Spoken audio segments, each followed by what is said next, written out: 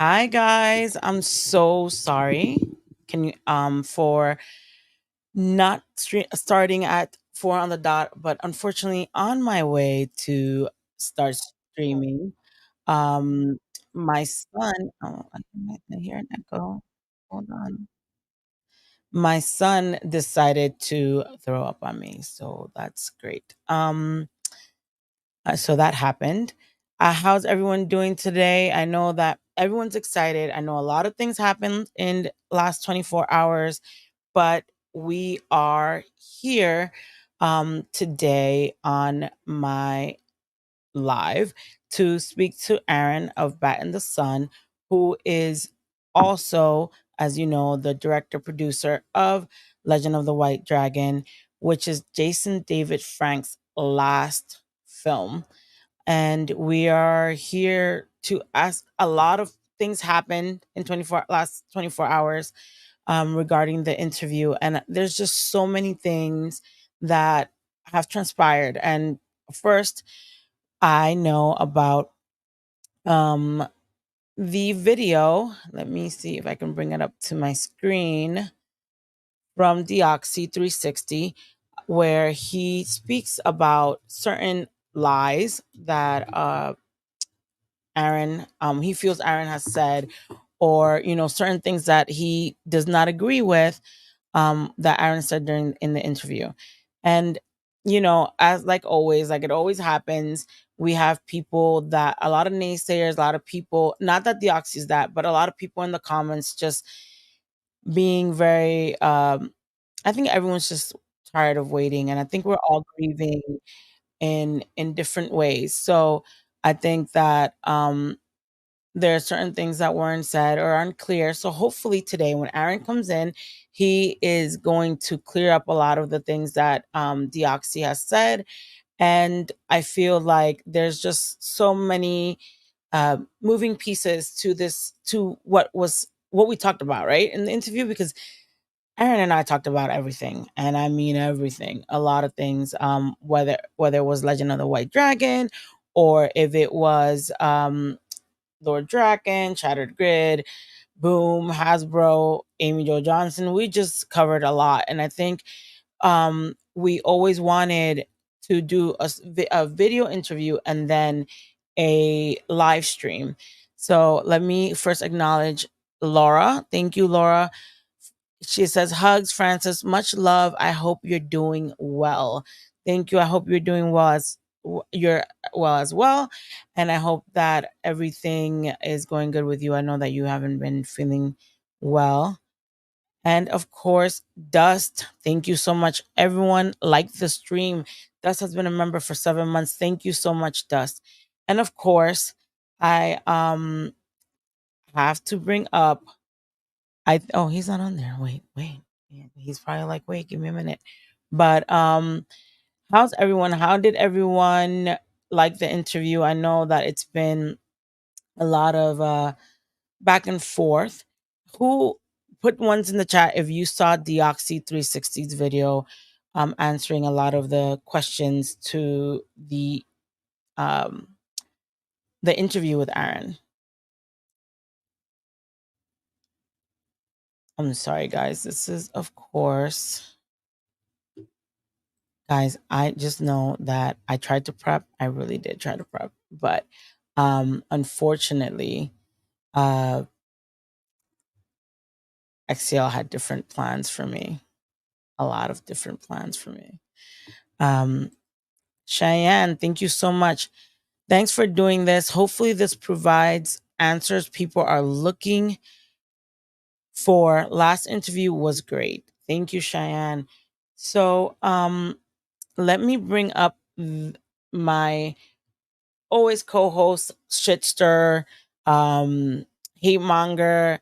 He is a, what is it? He ain't nobody.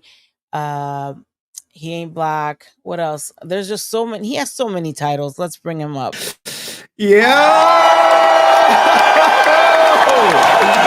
What's good, everybody? How's everybody doing? Jesus, I appreciate Francis for having the hate monger in the chat. who is also, I think she left off the fact that I'm racist, a narcissist, misogynist, a You're all bully. that. You're all that. A I'm bully. everything all the You're a all things bully. to tell you are. I am. All right. So I am here with Frances, even though I've told her plenty of times that she don't need me here. But I guess I was scared to interview Aaron. I don't know if you guys saw that. He said I was scared, but hopefully we can get to the bottom of a lot of good questions that I'm sure many people have in their hearts. You know what I'm Well, saying? before you start, let me acknowledge Dust. He says, "I hope everyone is having a great weekend. I hope so too." So let's get to it. So let me bring up Dioxy's guys, of course. This is really hard, just so y'all know. This is not easy. Oh, hey, look. Not For easy at all. all you people who want to be streamers, fixing things on the fly is cray cray, and if you're not prep, it shows. Well, it's Um, gonna show today because I didn't physically have everything going because my son is sick. But um before I think should we bring Aaron up or should we play Deoxy first? What do you think, Henry? I mean, Aaron has limited time. We can always play Deoxys Later. later. Got it. Aaron, give me a thumbs up if you're ready. Got it. So let me move this. All right, so Aaron has given the thumbs up. So I will introduce him again, like I told everyone. He is the director, he is the producer, he's, I believe, the villain of the Legend of the White Dragon. He's also one of Jason's very close friend, Aaron. Aaron, I hope I'm not killing your name, Schoenke from Bat in the Sun. Did I kill your last name, Aaron? A little bit. It's okay though. Most people do. It's actually simple. It's like the name Sean and then like a key you put in the door. So Sean. Sean Key, which is the Americanized version of the last name. But yeah. So I am here. I'm at my grandma's house, which is why this is my childhood bedroom that I'm actually streaming from here, which is cool. So, Aaron, I know it's been a crazy 24 hours. I know I that know. things kind of hit the ground running kind of thing. It was like um quick a quick like reaction. I know that there were some words exchanged between you and Deoxy and you Yeah. and Henry Yeah. online. Um and it to me we all know that we all have like passionate outbursts and I think it's just that. So I know that Henry, don't put that stupid face, okay?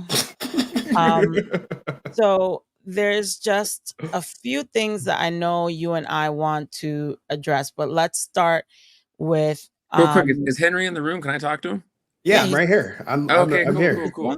oh Right wait, can here. you Come see him? on. How's it going? How's it going? Good to finally meet you. I'm the bad guy. I'm here.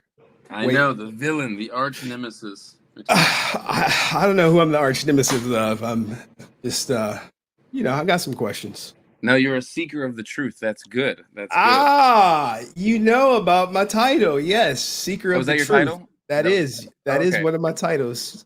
Truth Seeker. Along with Nice. hate monger, racist, misogynist, bully, all those other ones. I think But that's par for the course when you're doing stuff like this. I try to tell people online, if you're gonna be online, you're gonna have to expect some pushback, some hate. But everyone ain't built for it. Everyone Well, ain't built for it. hopefully you can stay on my good side and not get to my evil side. But Oh no. I don't no, know, no, no. man. I don't know. Aaron has no evil. I don't think you have an evil bone in your body. But let me acknowledge Legacy of Nerd. Thank you so much. Francis had one of the best interviews I've seen in a while. Thank you so much, Legacy.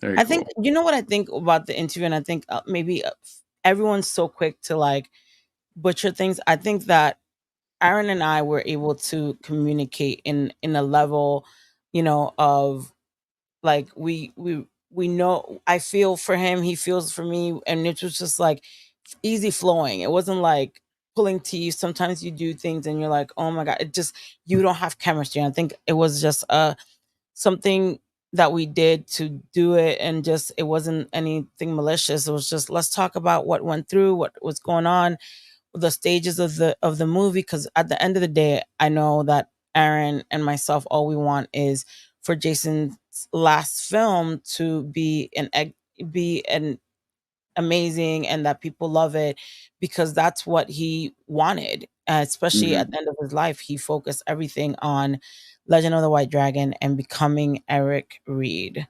And I know you had to, go through a lot of uh, hurdles with Jason, and I know that one of the topics, one of the things that was said was that you uh, talk a lot for Jason, that you that people are, that's something that people are kind of put because they say you're talking for Jason and Jason's no longer here. So what do you have to say to those people that say, like, stop talking about for Jason, you're not Jason? uh and that's basically like a lot of things that people are saying, like, stop talking for Jason. What do you think when they say that? I basically that I'm going to come for all of them and destroy. No, I think that, I mean, it's natural. I mean, especially with the interview that we did, which I think is kind of funny, is that we do an interview about Jason. You know, you reach out to me, you're like, hey, let's talk about it. The fans want to know what's going on, update the project and so forth. You ask me questions about Jason, and then people are like, why are you talking about Jason? I was like, you're literally asking me about Jason. Uh, Right. that would be that part. Now I'll go online, I'll post different things, but I think Jason sadly left this earth with a lot unsaid that he wanted to say, and he says a lot of it in this movie. He's, the star of this movie, co-writer, co-creator, along with me, and being one of his best friends.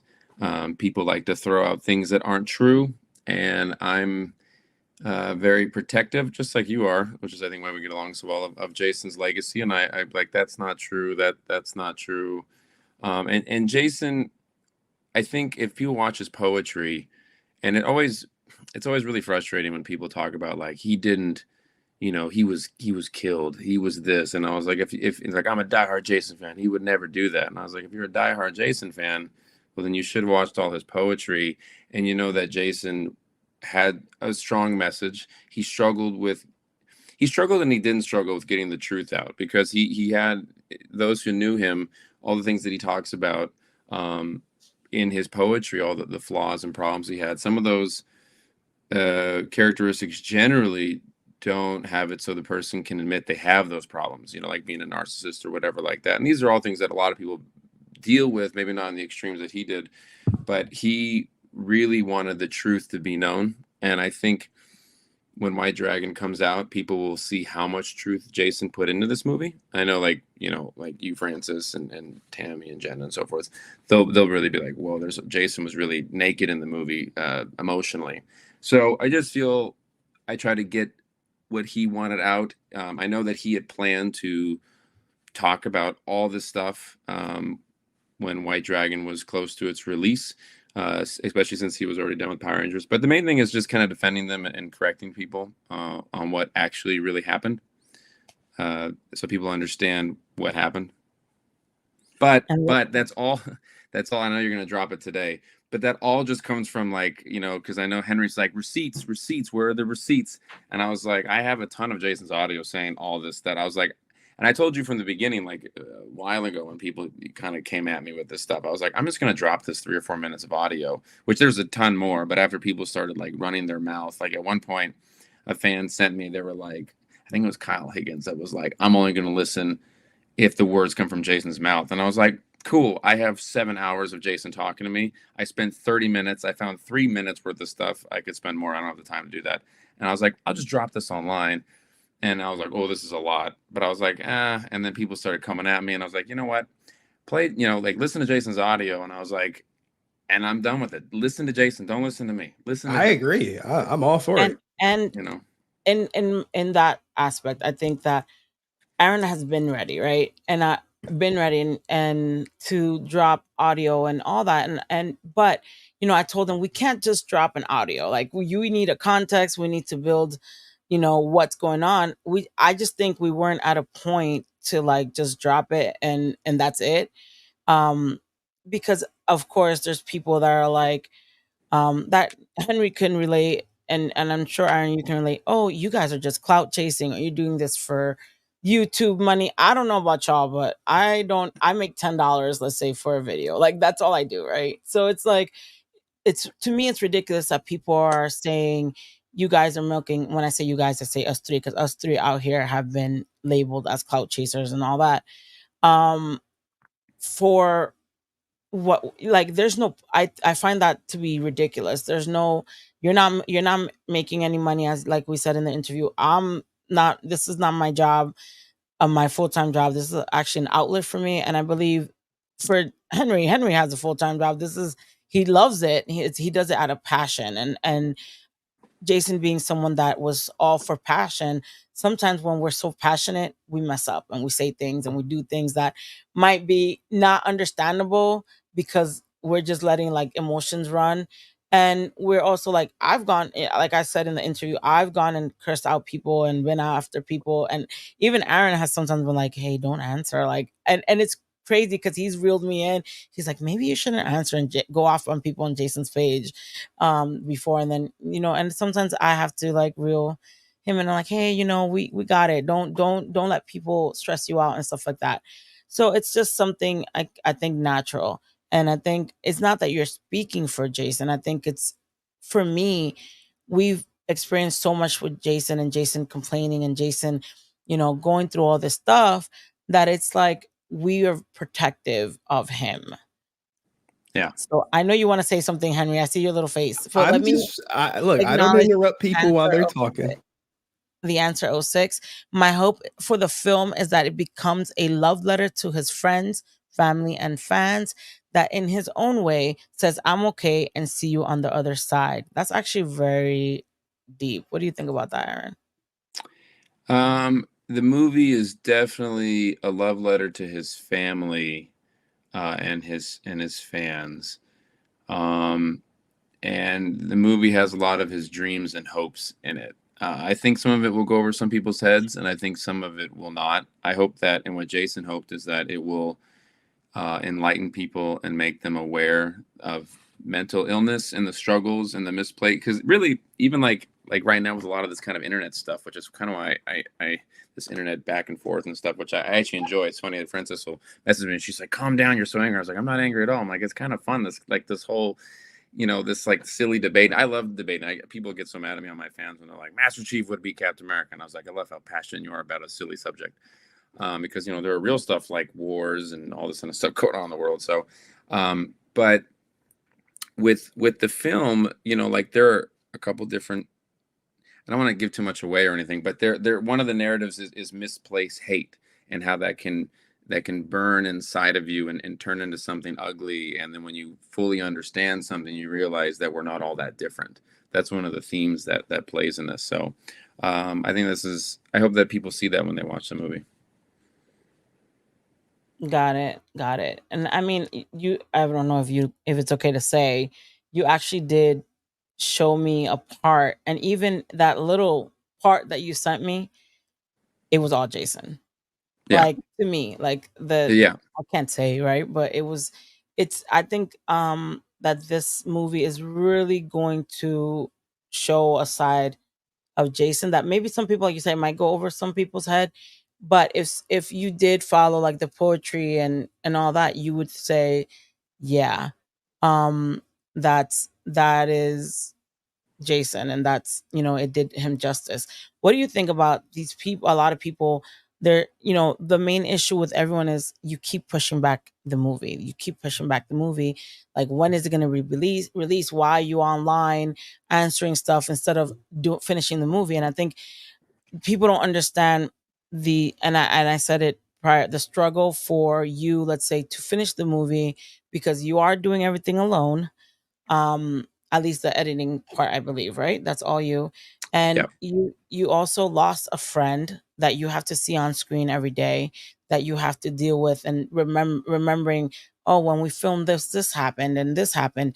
I think you said it. I think you've said it a lot, but what when is the movie, let's just repeat it again. When is the movie going to be finished? What are your plans for the release?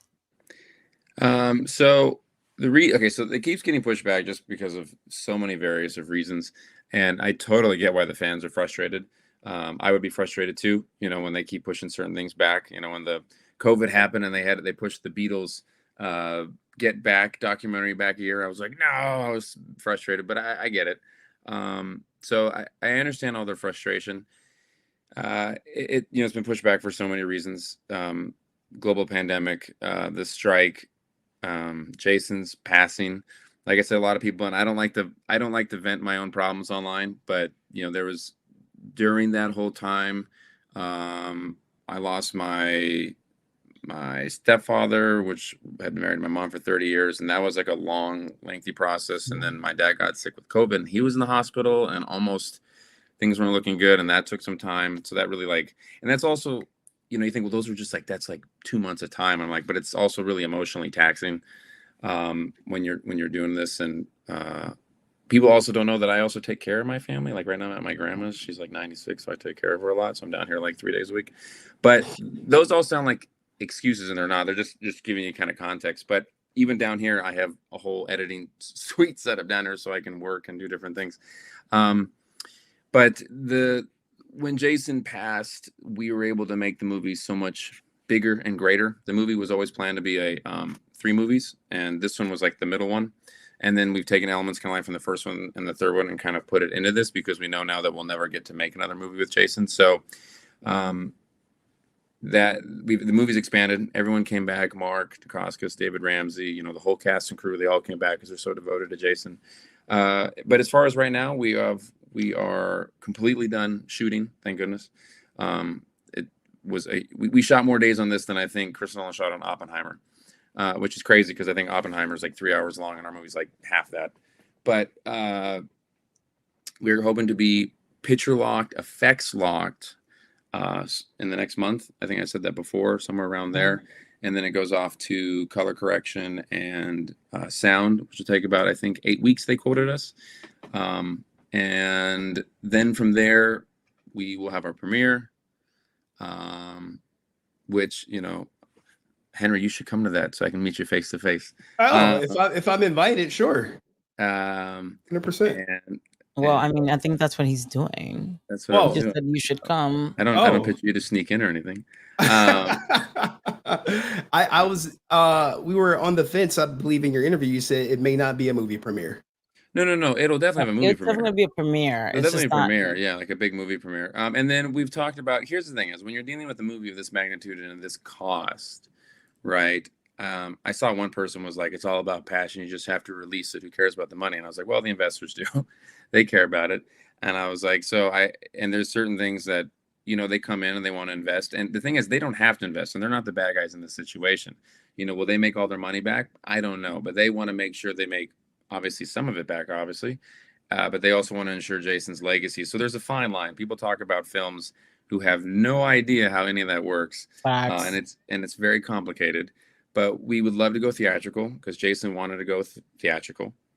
And we would love to do that, even if it's, like I said, it's always been a plan to do a small release.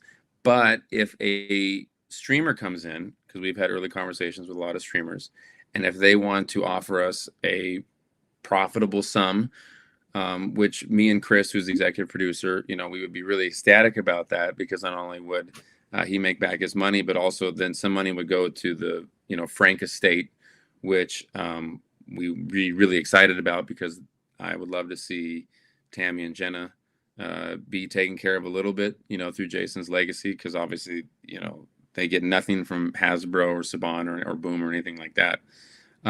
So it's kind of like you have to wait and see. At the beginning, we were a little naive, and the project was much smaller.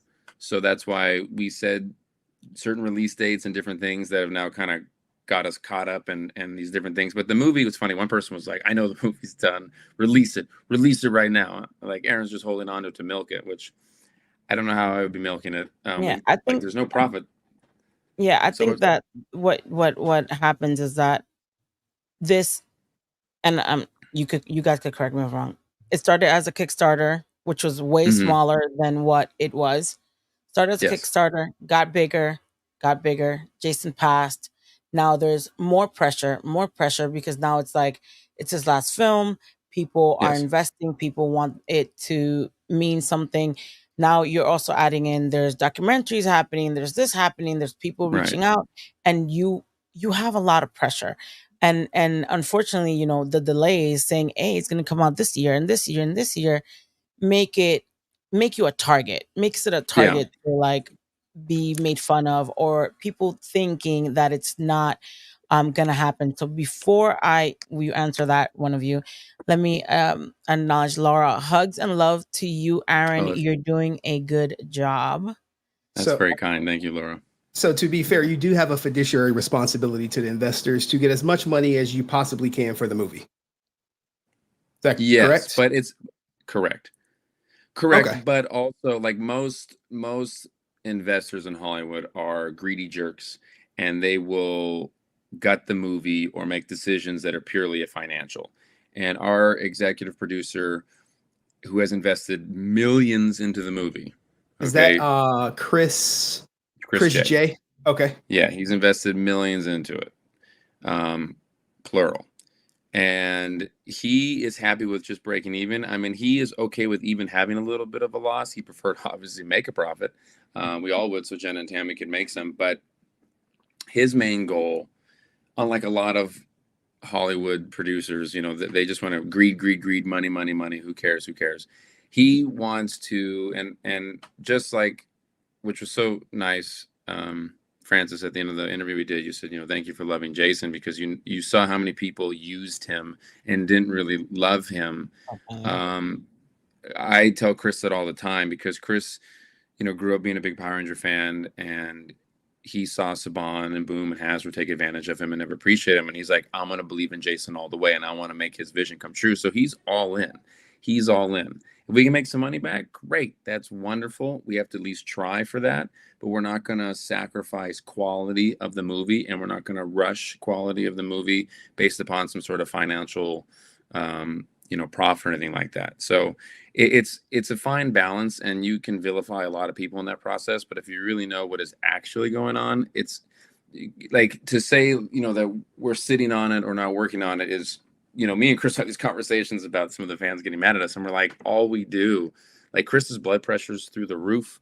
People like see me like, whoa, Aaron looks like you've aged 10 years in 4 years. And I was like, all we do is work on this movie. Like this movie is so important to us that it is perfect and it's great. And, it's not going to be some giant Marvel movie that makes, $100 million or anything, or look like $100 million.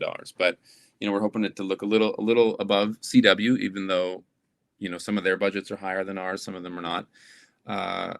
But So the quality is the most important thing. okay, yeah. To be fair, would you guys take a loss to get it in front of a bigger audience? Would you say, hey, we'll take a 50% loss or say whatever percentage loss to get it above in front of the most amount of people possible? So like Netflix has 270 subs, whereas like Hulu has 50 million. If Hulu offers you a break even point versus Netflix, who is going to offer you a loss, but they have about 5 times the amount of viewers, would you go with Netflix? Possibly. It depends. That's a really kind of loaded question. I see what you're saying, because you're saying, do the fans matter more than the money? And ultimately, yes. But it also depends. Like if Netflix is like, hey, we have 275 million subscribers, we're going to give you $1 for it, and Hulu's Yeah, like, hey, we only obviously. have 50 million subscribers, but we'll give you like 4 million for it. And you're like, well, we get help, because then you're like, well, you want to help the fans because that's what Jason wanted. But I'm like, but that 4 million, we'd have to be offered more. But it would, if you could help out his family or whatever, or you could use some of that money and donate it to charities. Like you have to look at like there's like a lot of different things that come into Okay. play there. And who has the final decision maker? Is that you? Is it you and Chris J? Is it you, Chris J, and Tammy? Like, is there a group that makes the final decision There on the sale there price? is a there is a group, yes, How that many has this. people? Just out of Uh, curiosity.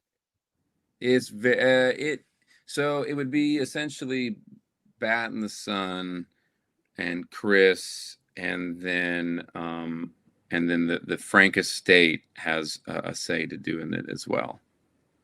Pat the So it's kind Sun, Chris, Frank Estate. So that's what, 3 people? If three entities per se. Yeah, yeah. Okay, all right. Are they weighted equally? So everyone owns 33%, or does Chris J have a bigger say because he invested way more? No, and see that's kind of the amazing thing about Chris is that a lot of times you come in with like you're the sole investor, you get all the say because you have all the money. And Chris didn't demand that. He wanted like when Jason was here, it was one third, one third, one third. So he Okay, wanted to be fair. He wanted to be fair to Jason, and he never wanted to feel because Jason always felt like he had no control with Saban or Hasbro, and they ignored him. And Chris thought Jason's ideas were great, and he never wanted to ever feel like Jason was being cast aside. Like okay. Are we going to Let get to me, the yeah, let Deoxy me get stuff? to the, yeah, we will. But let me ask this question from Intestified. He said, hi, was the ending changed with JDF's passing? That's not a at all, great question. not at all. It's exactly as it was planned with it was written with him. Because you've read it online, we've all seen it, how people have said, well, you're milking it, you're changing the movie about you're adding more of, if you're still filming after he's gone, it's because you're adding more parts of you. Are you changing the movie so the prequel and the sequel are about your character? I think that's it's good to know that nothing has changed despite his passing, because I think there was rumors or things going around that you're cutting Jason's parts Oh no, down. that was like almost like the one stipulation we went back and had to kind of reshape the movie because we were still missing some stuff from him was to cut as little, if anything, of him in the movie. Like keep as much of Jason in the movie. And what people also should remember, because when they watch it, there's gonna be like, there's a lot of you too in it, Aaron. Which like in all the posters released, like the Boss Logic poster or the print on Sideshow, it's always both dragons. So the movie is very much about two people. When you watch it, Jason is clearly the star. Because like if you watch The Dark Knight, right? Like Batman's the star of the movie, but Joker's a really big part of that movie. Yeah, I don't So, know. but you don't think Joker's a big Oh, part of the movie? I think Joker stole the movie from Batman, even though he had about I think 20 minutes screen time Yeah, well, I think total. Joker was just written and acted better. I don't think Christian was given a lot to dive into with those movies. I think like I mean Heath Ledger was so great, and I'm not comparing myself to Heath Ledger at all, but I'm just saying that when you have a superhero movie, the villain is also he kind of defines the hero. So in a weird way, there's a lot of screen time of the villain, but he is purely building the hero's journey. Okay, who But has that was more? Oh, I'm hmm? sorry. Go ahead. I I said didn't mean to interrupt. that was always the intention. So when you watch it, they're gonna be like, "There's a lot of Aaron in this movie," and I'm like, "Well, that was always the plan. That was always what was written." So, So you what have you were more saying? screen time than Jason in the movie, or who has more screen time? It's pretty even. I haven't actually gone through and done the math on this, and I'm sure when it comes out, someone's gonna be like, "Aaron has a minute and a half more." Whatever. I don't haven't ever looked at that. So, but what I would say though is that like, I don't want to give any spoilers away, but like my character is all about Eric Reed in it. So even like my scenes are still building Eric and building his character and that sort of stuff. And that's what all heroes are defined by their villains. So you can't have just kind of like a Yeah. lame villain that's just barely in it because you need to have those It's steps like a that he yin and a overcomes. yang. It has to be together. It's yin Yeah. and Yeah. yang. Um, But so Jason also always wanted that for me. He always wanted it to be because originally, uh like here's some interesting like drama or not drama, that's not drama, info. When we were working with Johnny Bosch, I think Johnny he wanted to go get Austin, correct. and then Jason's like, no, I want Aaron to do it. I believe in Aaron. He's such a good Joker. I think he'd be a great villain for this. He's like, Aaron, I want you to do it. So I was like, cool, if you believe in me. I was like, because if he was like, no, Aaron, I'm gonna go, because originally I think Jason asked John Berthenol because he was Berthenol. Did I say that right? Personal. He's Kind of friends fair. with him, and he was like, "Hey, if he's like Aaron, if we can get John though, I think that'd be better." And I was like, "Yeah, Oh get John. yeah. If you get John, like do that, like So, but that didn't work out. But it was a mutual thing as far as what Jason wanted and what I would think was best for the project and so forth. So it's like a very much a group choice of what we think is the best. And I mean, it works a lot about, if you think about it, all these people, even after Jason passed, still came back, reshooted. They did, you guys reshot. You did ADR, Mark Dacascos, David Ramsey. Everybody came back, and you can say that Mark Dacascos and David Ramsey are bigger names, right? And they came back, and it speaks a lot about the love of Jason, and also with you, right? Because if you were like this person that wasn't honest, or a good person, or someone that had a good connection with people, then they wouldn't come back. It's done, and the star is gone. You know what I mean? And that speaks volumes, I think. So I know that you're on limited time, and so I want to get through what happened, right? What happened in the Okay. last 24 hours with the Deoxy interview, because I think you were basically called a liar, and that I can imagine how that affects people, especially like, when you know that what you're doing, you don't feel like you're lying, and especially when people kind of just go out and attack, kind of, right? Right. I don't think Deoxy, to be honest, I don't think Deoxy attacked you. I think he just had, like, receipts. He's like, wait, that didn't happen, or he feels that didn't happen, or this was that, or this and that. And I think that there's a lot of things that weren't clear. And I think we should just leave them clear, I, and it's done, right? well, I Yeah. mean, Ask away. you, Go rapid fire these questions to me. What I would say so about what I'll say about the Oxford quicker is that I don't mind people coming to their own conclusions, as long as and I posted this somewhere, as long as your goal is for communication, understanding of a situation, and not taking certain facts and building a toxic, hateful environment.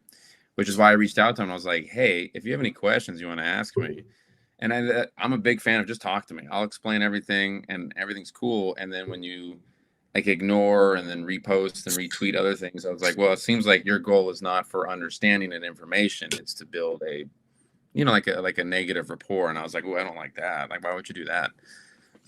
But that would be my I was like, oh, just talk to me. I saw someone but like that. Like, he was complaining online. He's like, look at what he's doing. And someone's like, why didn't you just respond to him and talk to him? And I was like, yeah, why didn't you just do that? well, one, he doesn't owe you a response, and two, you did threaten a lawyer if he didn't interview. Is that correct? Yeah, yeah. That's how. I mean, a lot of people, I don't think understand that's how that works in the Okay, industry. You know, fair. like So, that's the advice I get from the lawyer. Because basically, if someone is calling you a liar or whatever, it's best to say, hey, my lawyer is going to reach out. Now, someone put out the word sue or whatever, which I didn't say that.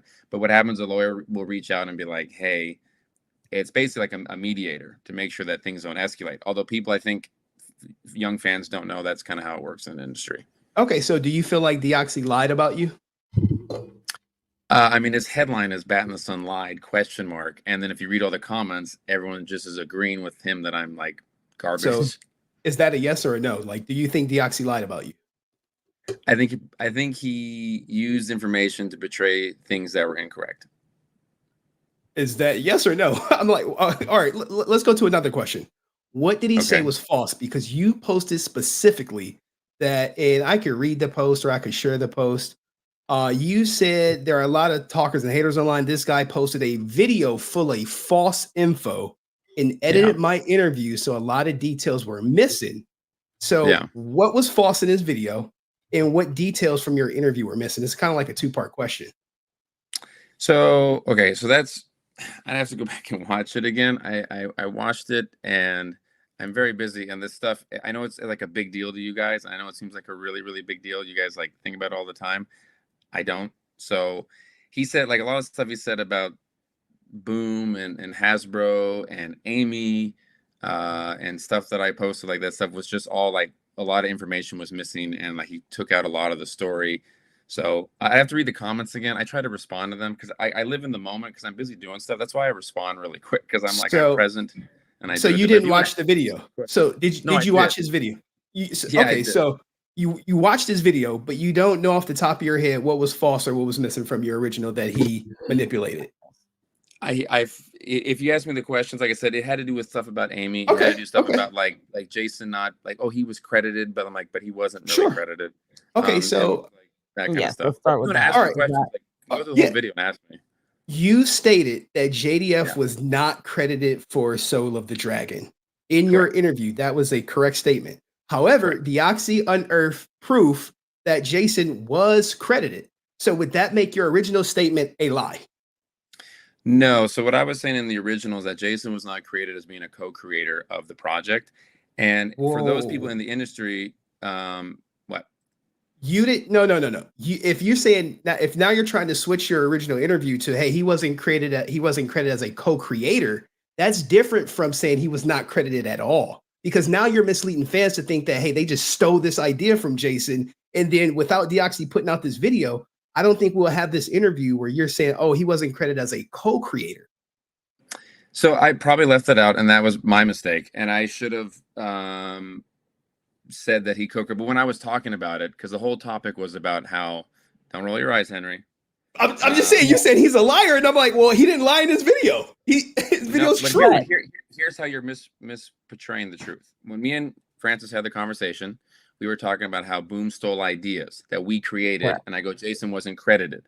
So what happens is if you just go, Jason wasn't credited, you're like, well, he got credit. And I was like, but if you take that first part out, where I was talking about how we created it and he wasn't credited for it, I go, then it looks like I'm lying. But I wasn't lying. You just took part of what I was saying out, and that's the point I'm saying.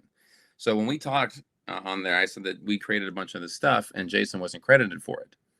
He was credited as a consultant, which also, just to put into reference real quick, in the industry, when people are labeled as a consultant, that's like you being written off as if you haven't really done anything. But yeah, as we fans, we're taking this at face value.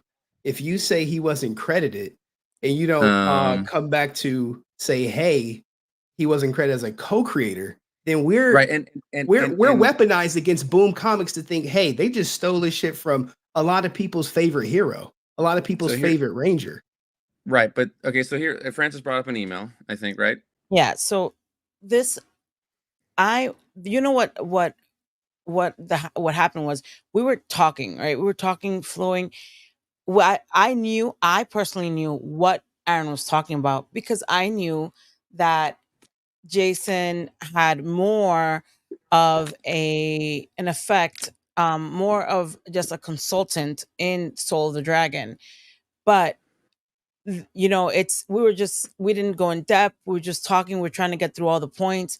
But I understood that, right? But I understand where Henry's coming from because it makes it seem like he wasn't credited at all. So of course, you go to the back of Soul of the Dragon, and there is of course, a credit as a consultant.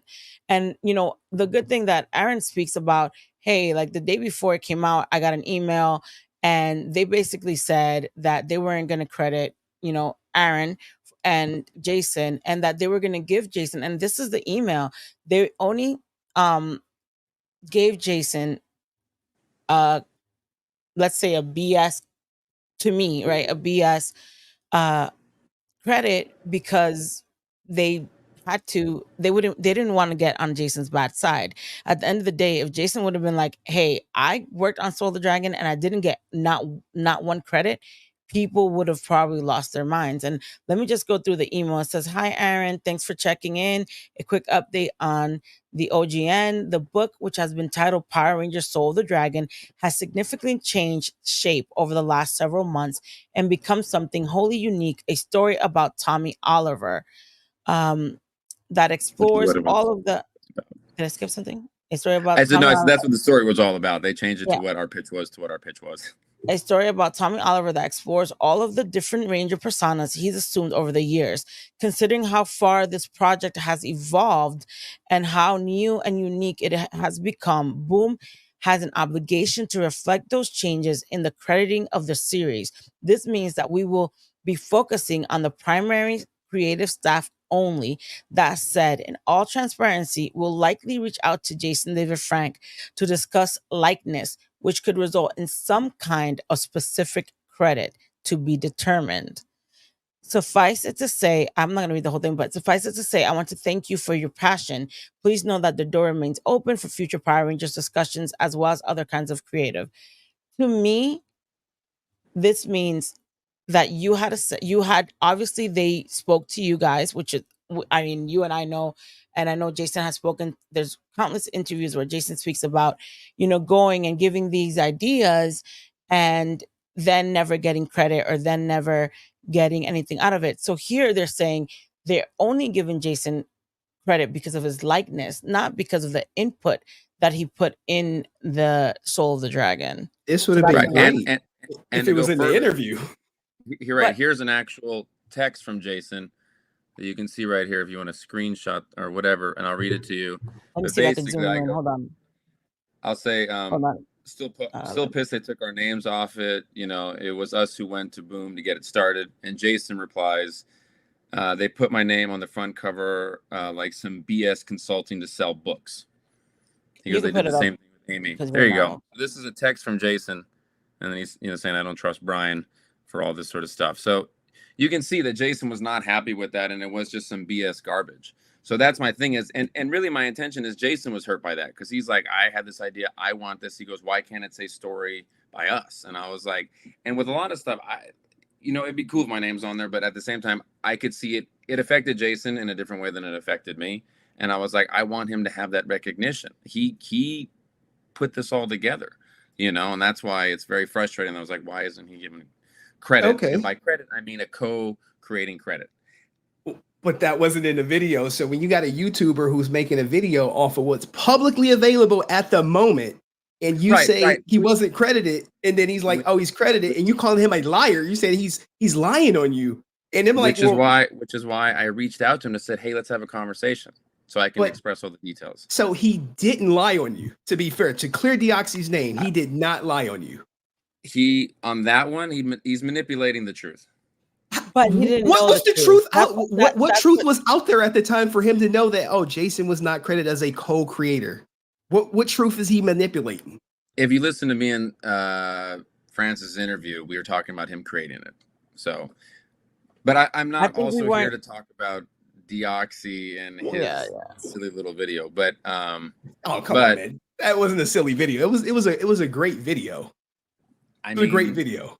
Sure. I mean, it's fun. It's fun not to watch. Aaron, obviously. Well, I mean, it's against Aaron, but let's not digress because we have limited time. I think that a lot of people, right?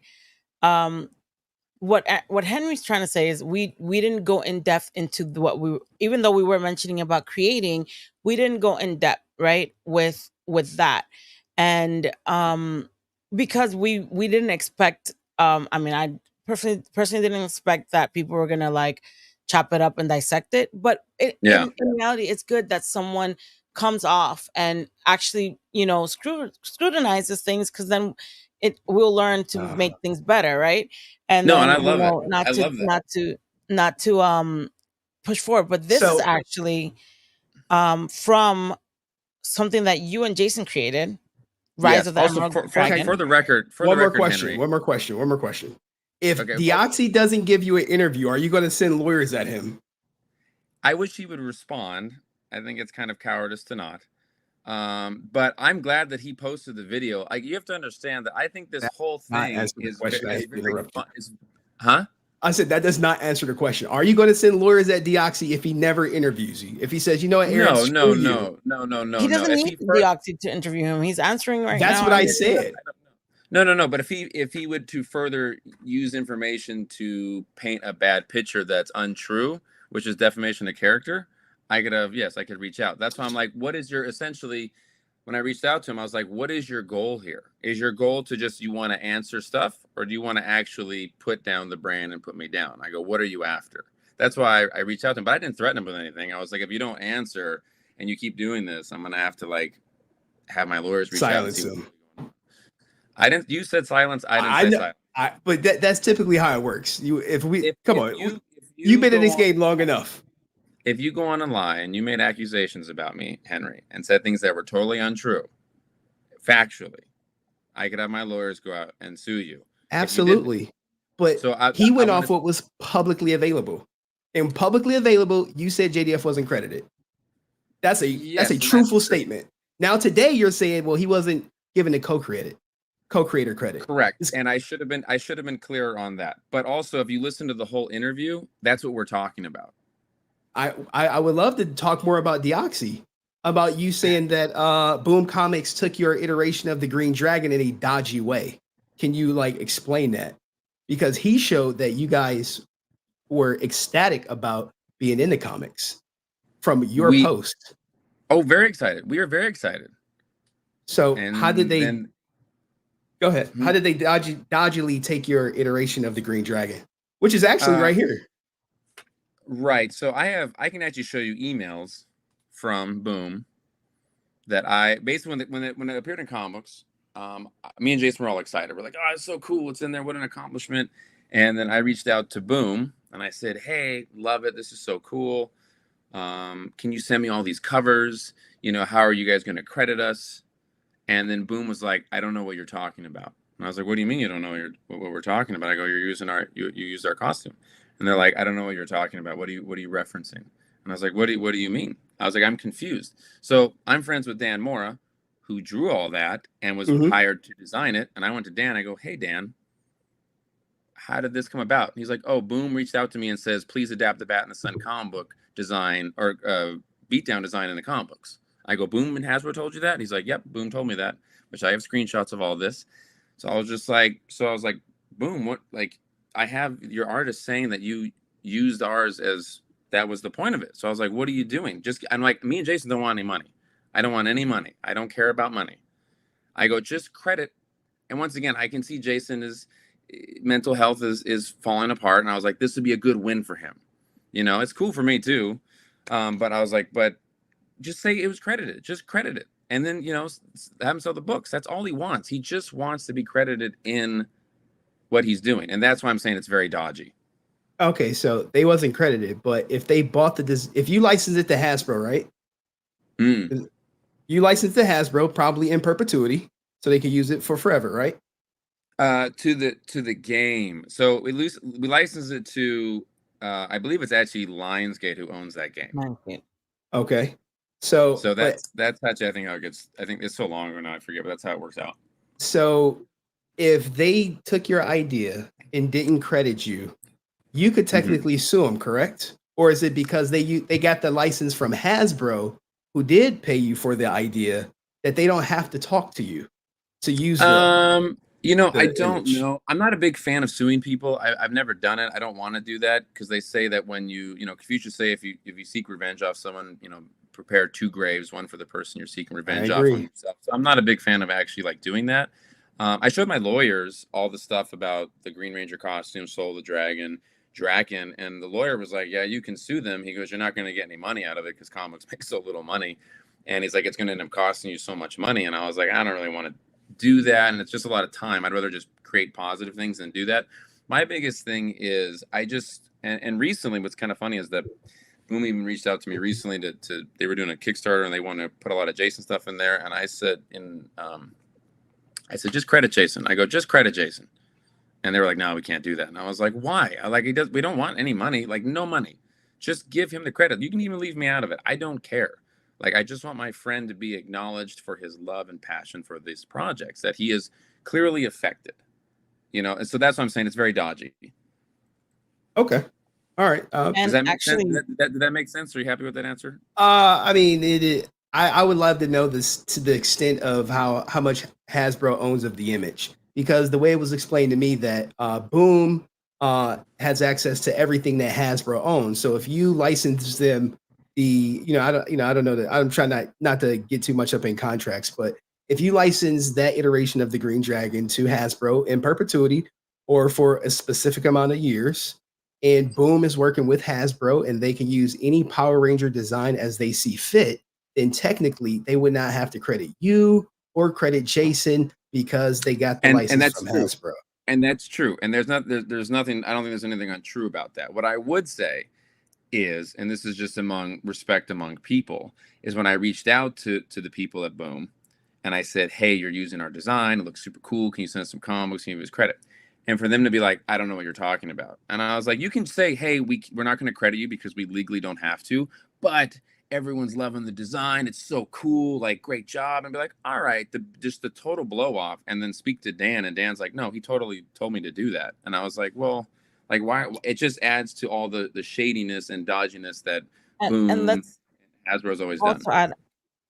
what Aaron was saying. Like, it wasn't about money. It wasn't like pay me for the costume or Yeah, whatever. It's about acknowledgement. And I think what Aaron is saying, right? What I know Aaron is saying is that Jason was very about appreciation of, getting the pat in the back, and he never got that. yeah. Yeah. That costume, like I said, that I don't want to say costume, but that Design. design was probably the most cosplayed Ranger right after you guys introduced it, right? And it Hmm. was even more so than the original Green Ranger. And I think what was important is like Jason wanted acknowledgement, thank you from Hasbro, Saban, whoever, like, because you're so relevant, Jason. You're such a like iconic character that you built this, and that was never the case. That never happened. And I Yeah. think that now, I heard people saying, well, Jason didn't hate Lord Draken. No, he didn't. I know that, he did not hate Lord Draken at first, right? Correct. Correct. Because that he saw Lord Draken as the opportunity of coming now and being like, they're going to give him something for him to work on, a more adult theme, something better, and that didn't happen. And they strung him along, and then it didn't happen. And while it not happening, I believe he resented the character. And it's not something that everyone's hearing new from my mouth or Aaron's mouth. It's something that he obviously shared. If you go back and scroll through Jason's social media, the last post with anything Lord Dragon was in 2020. Like, he just wiped everything out of that character because he resented the character, not because he hated the character. Not because the character was bad or whatever. It was because it was another thing that he made popular with the Shattered Grid Oh, that 100%. later he did not get any appreciation. Didn't get any appreciation for it. So, you know what I mean? Like, it's not that Aaron is speaking for Jason. They were out there. All that information's out there. Jason was clear about it. He told me, you guys heard it from the voice text, told Nicole, the other assistant, and everyone, like, wipe it out, take it off my YouTube, take it off. Even, a lot of the designs, I used to design all his flyers. He would never use Lord Draken. He would never use Lord Draken because he thought like, hey, this character, mind you, he put that his own money for that Shattered Grid trailer, and that trailer did more than 4 million views. IGN posted it, people were posting it. They, made a ton of views, and probably Lord Draken became such a popular character. And yes, Hasbro was made money and made all this stuff, and Jason never got the acknowledgement of, you brought this character up. Not that he created the character. That's not what we're talking Well, about. What we're talking about is he made the character popular. I think maybe y'all thinking about it too small of a scale. JDF should be credited for creating the Power Ranger multiverse. If you think, because that's what Lord Draken was. That was the multiverse. Yeah. It introduced the Power Rangers. So, And but yeah, and me and Jason pitched that idea just a few years before to Saban as a comic book. So, And but you have I all just had it up. I you just have had all it that up. audio too, if you want to Yeah, trans. we're gonna get that. I wanted to leave that as something, but Because I'm gonna play the audio definitely. I have How many 15 minutes? minutes, and then Okay, I all can hop back on though. If you give me right, okay, like, I gotta take my grandma to the doctor here. I gotcha. Um, Let me acknowledge the contributors first, and someone's then talking to Henry. Someone's feeling Henry questions. I'll bring it up. Aaron versus I Henry, got the more. greatest superpower beatdown of all. LOL. P.S. We gotta get a first look at Ashtagar. Sounds like the movie opens with a big fight between Jason and him, based on the IMDb summary. People notice, and I Well, mean, Hmm. I saw, so I know what they're talking about. I'm excited. I'm like completely lost, but It's for the Legend of the White Dragon. All right, we got His 15 minutes. Let's get into this Okay, questions and so let audio. me go But I'll be go. back on though. Henry, I'll while be I back pull on. up the audio. okay, well, all right. Well, we can basically revisit, if you will, the whole Amy Jo thing. So, are you Sure. wanting fans to believe that you had no idea that the return was created by Amy Jo Johnson when you accused her of stealing the concept of Kimberly and Tommy having a baby and going on to take the mantle of the Green Ranger. Are you want fans to believe that you had no idea that Amy Jo was behind the return? My initial post, I believe, was just directed towards Boom, and I thought it was just them using. I have to see, because at some point I did become aware of that it was Amy involved, and then I was Okay. like, oh, and I was like, okay, because originally my shade was all at Boom, because I was like, Boom has been dodgy before. I go, are they being dodgy again? Yes. Now, speaking of Correct. that, you Mm-hmm. said that if I'm not mistaken, Jesus, that she was only doing this for fans' acceptance and money. Are you still of that Mm-hmm. opinion that she only did the return for fans' acceptance and money? So here we go. If you read the questions before it, right? So if you read and you have to go above that, because I said as Uh, long as she can prove and give him credit, it's all good. I said if this was based off Jason, if this was based off Jason's idea, if it was based off her idea, as long as she can prove that it was based off her, then I'm fine with her not giving Jason any credit because it's all her idea, you know. And then someone says, why would she lie about that? And I go, well, you would lie and use Jason's name just as Boom did to get money. Like, so the motivations are obvious. I'm not saying that she's doing that. I go, but it'd be obvious why you would want to use Jason's name to do that. Now, If that's an idea, huh? I get what you're saying, but don't you think that's a little bit ironic because now you have accepted investor money, which Mm-hmm. means Legend of the White Dragon is essentially going to be about the money. Whereas when she did the Kickstarter, there was no outside investors. So, the money, whatever comes in, is what goes into the comic, and it's just purely for the fans. Okay, so do you guys know how Kickstarters work through companies? Elaborate us, please. Explain it So to us. so Boom pays her, and then they do a Kickstarter, and then there's a contract that stipulates. Usually, I haven't seen her paperwork, so I can't be specifically accusatory, but I know people that have done this, and they get a percentage of that as well. Okay, so And, she gets. and the higher the Kickstarter raises, the more those people get. So obviously, saying like using Jason's name or clout will help do that. Also, which is fine. She should get paid for what she does. I mean, she should get paid for the work she put in. There's nothing wrong with that. Um, in our case, we want to raise as much money so we can get money to Jason's family because they've never gotten any money. So it's Okay. like even like it's such a small percentage that would even go to me to Chris based upon what would go to Boom and Amy and stuff like that. Like I said, I don't know their deal. She could be like, that's not how my contract worked. And she's probably right. But I know other people that do Kickstarter projects and it works differently. Hopefully that answered that question.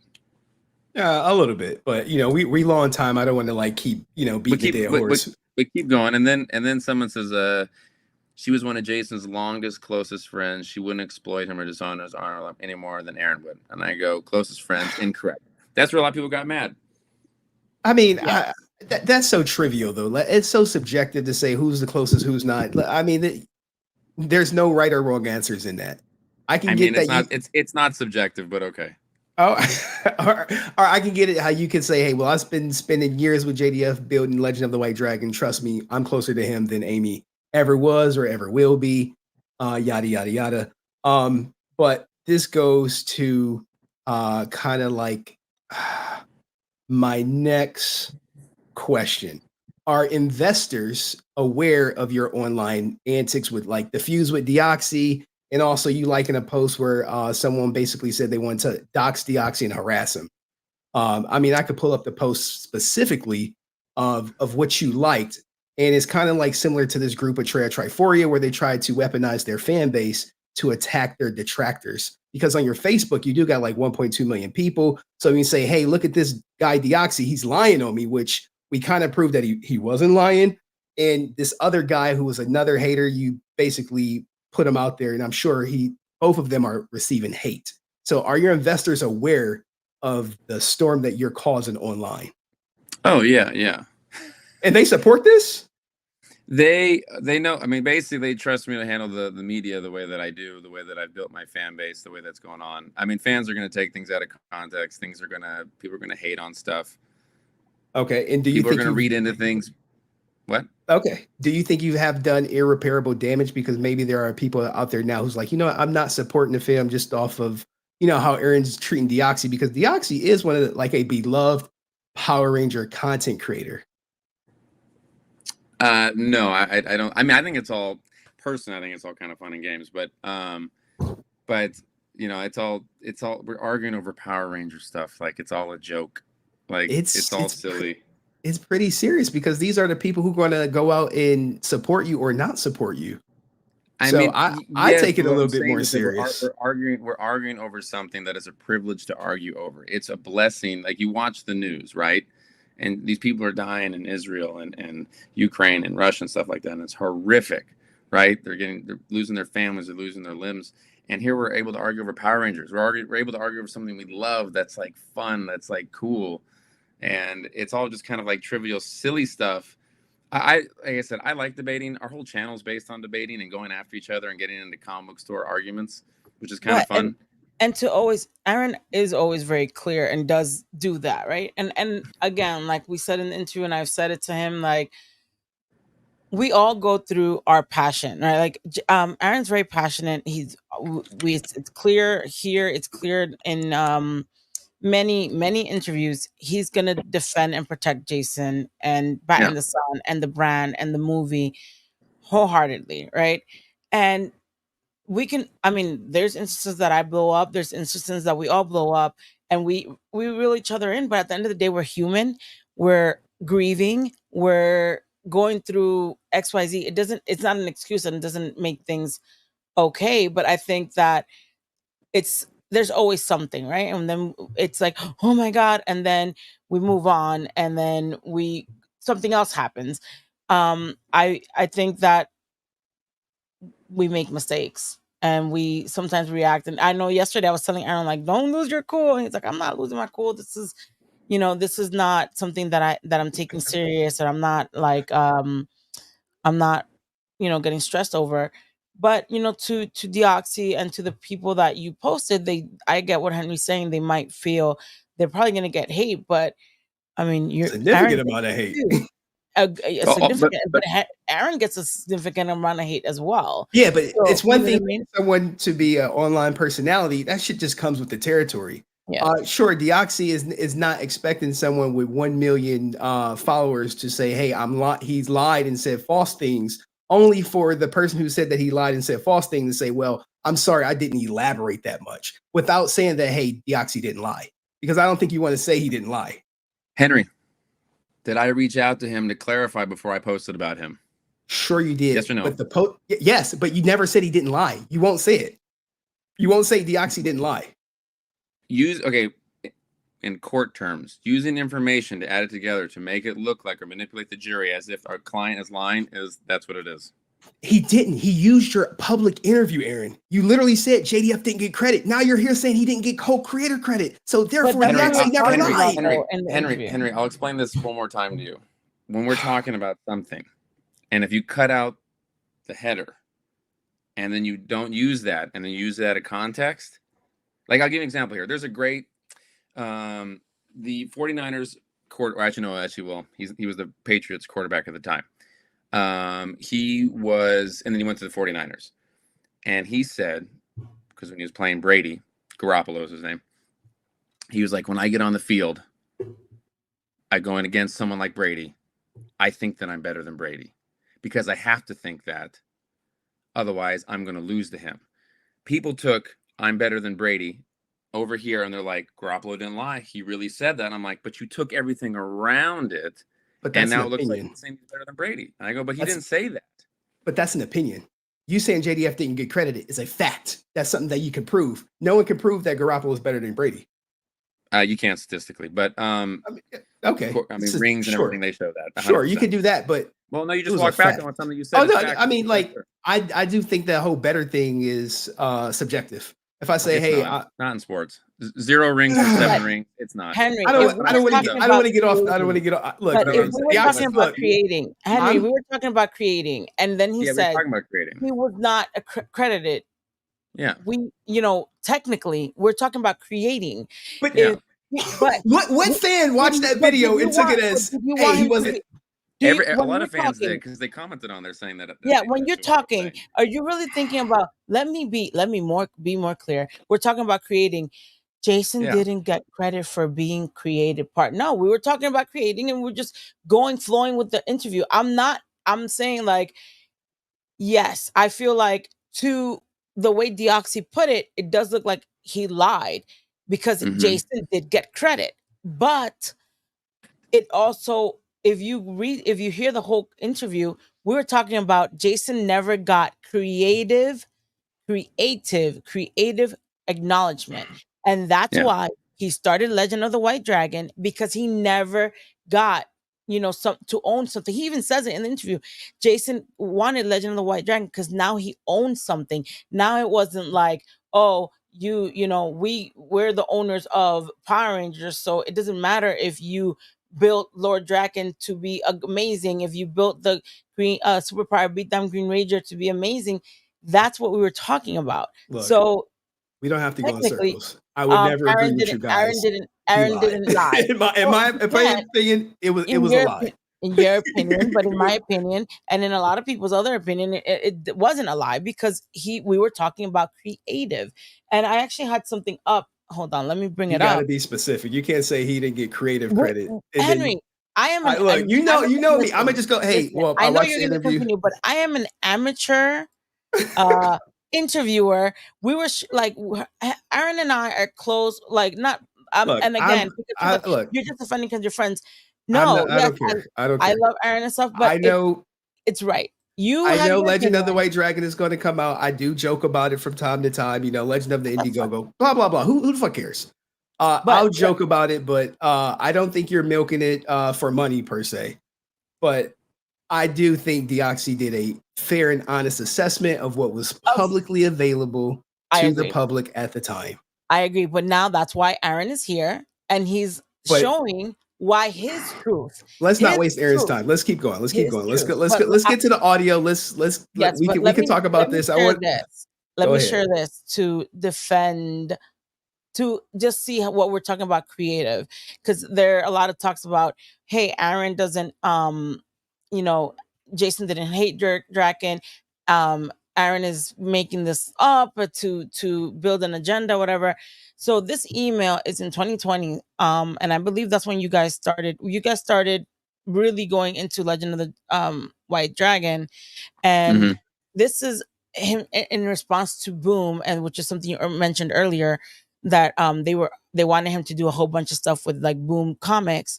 And this is Jason's response. Obviously, I'm not doxing anyone. I just left Boom Studios so you guys know that he was actually talking to someone from Boom Studios. And it says, I wish this is from Jason. I wish I could, buddy. We currently have a deal for the Legend of the White Dragon comic. It's it's a conflict of interest. I'm putting all my focus on my own brand. I paid for the Lord Dragon. Obviously, he uses the stupid voice to text. I paid for the Lord Dragon series and never got a return on that. The brand has made silly moves. It's not the mask, it's the man behind the mask. I'm going to repeat that. It's not the mask, it's the man behind the mask. So right now I'm contracted to this new company, but thank you for reaching out. Also, I just want to reiterate that I own the exclusive rights to the Lord Draken trailer. Everybody keeps using it like IGN, and unfortunately, people cannot use that without my permission. Just wanted to give you a heads up. I have a whole new team and would hate for any conflict of interest. I appreciate all you do. And this goes to why, and it's just a lot.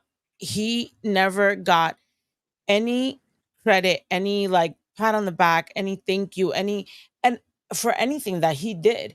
And no offense to Hasbro or anything, because at the end of the day, people I see things people saying like that Henry and I are hate mongers and that we are I am a just like bullying and talking and being negative. No, Aaron can vouch for me, I guess. At least we know what happened behind the scenes to make Jason the way that he was. And then I'm at the end of the day, I'm a human, I'm a normal person. I have opinions just like everyone. And if I don't like something, I'm gonna say it. And this shows right here why even Jason felt he never got credit. That consultant thing was BS.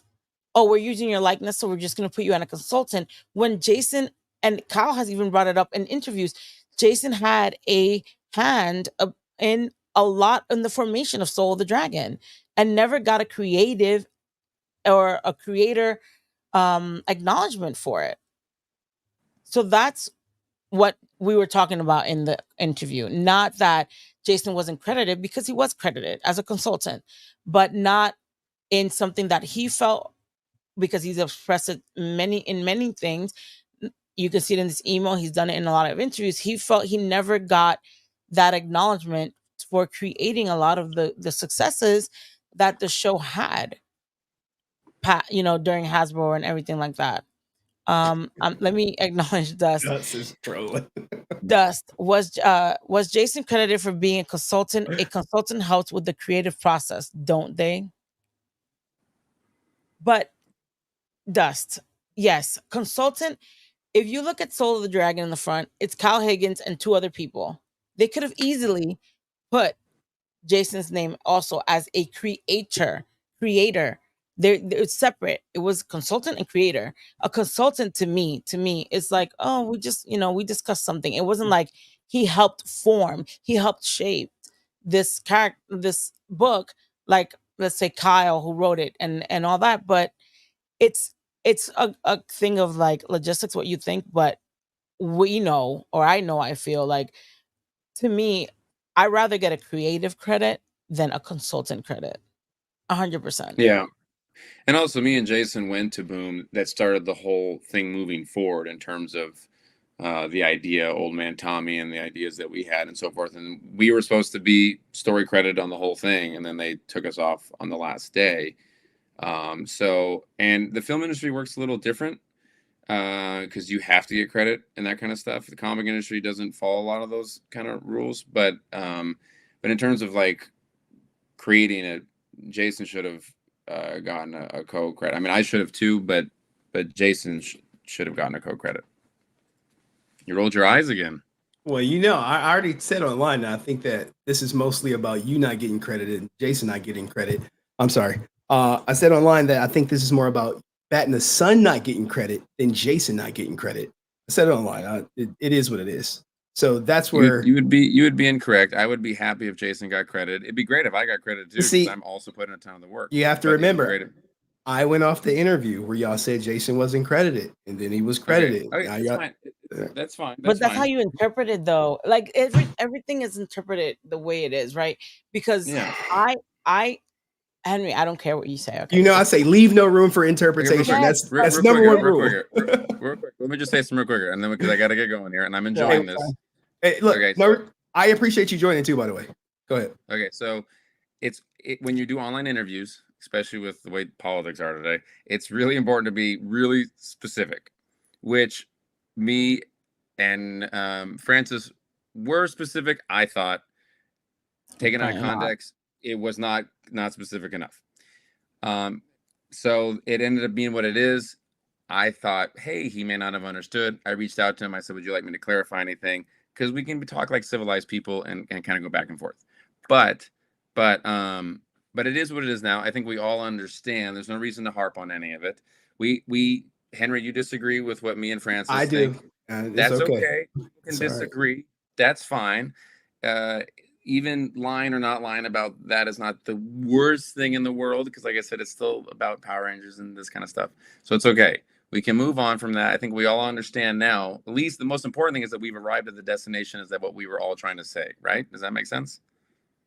Makes sense to me. Yeah, I'm on board. Okay, cool. I'm like, I get what it was, but okay, cool. I hate no one, and I would still love to be interviewed by Drotzy, and that's the name, right? Drotzy? Deoxy 360. Deoxy. I'd still be happy to interview him. I went on his page. I looked at him. He has a cool White Ranger bust that I have and stuff. He's a big fan.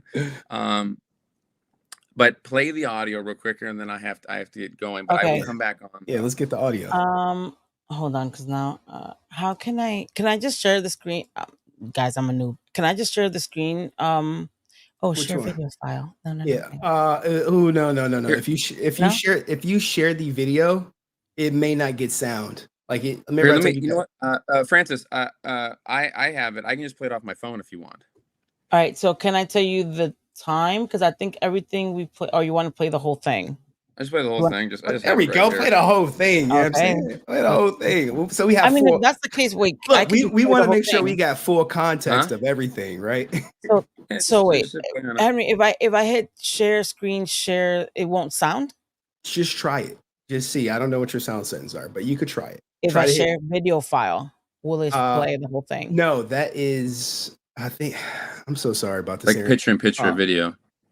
you want to share the video that you're playing, like share tab, I have it maybe. on YouTube. I have it on Oh, YouTube. great. Yeah, share screen. It's going to Yeah. show. It's going to play. It's going to be good. Hold on. Let me It's just going to be good. give me a second, guys. Sorry, I didn't. Well, I'll want it. talk to Aaron. I really appreciate you coming up. I never said you was milking it for the record, and I was never scared to interview you. However, you are aware of my criticism in true Aaron fashion. You reached out to everyone who criticized you except for me. So it wasn't that I was scared of you like you put on your Facebook page, because I ain't never scared. But I was like, well, you also never really like. So you didn't really ever like insult me. I never felt you were like against me.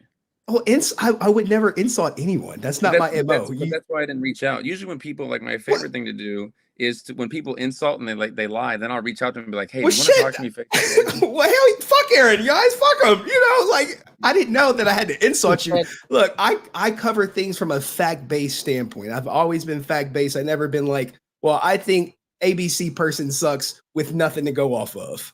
It's always like, look, I reacted to your interviews. I'm like, hey, this is what he's saying. Francis, do you want to play the audio? Yeah, I'm gonna play the audio, and then we'll keep talking. And if I'm still online, hopefully Axel is still sleeping, and you come back on, you could just click the link again.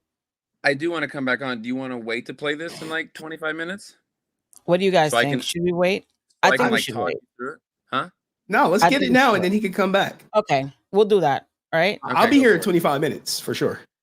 Yeah. Okay. If anything, I can give this. If my son wakes up, I'll give the stream to Henry, and he'll continue. Okay.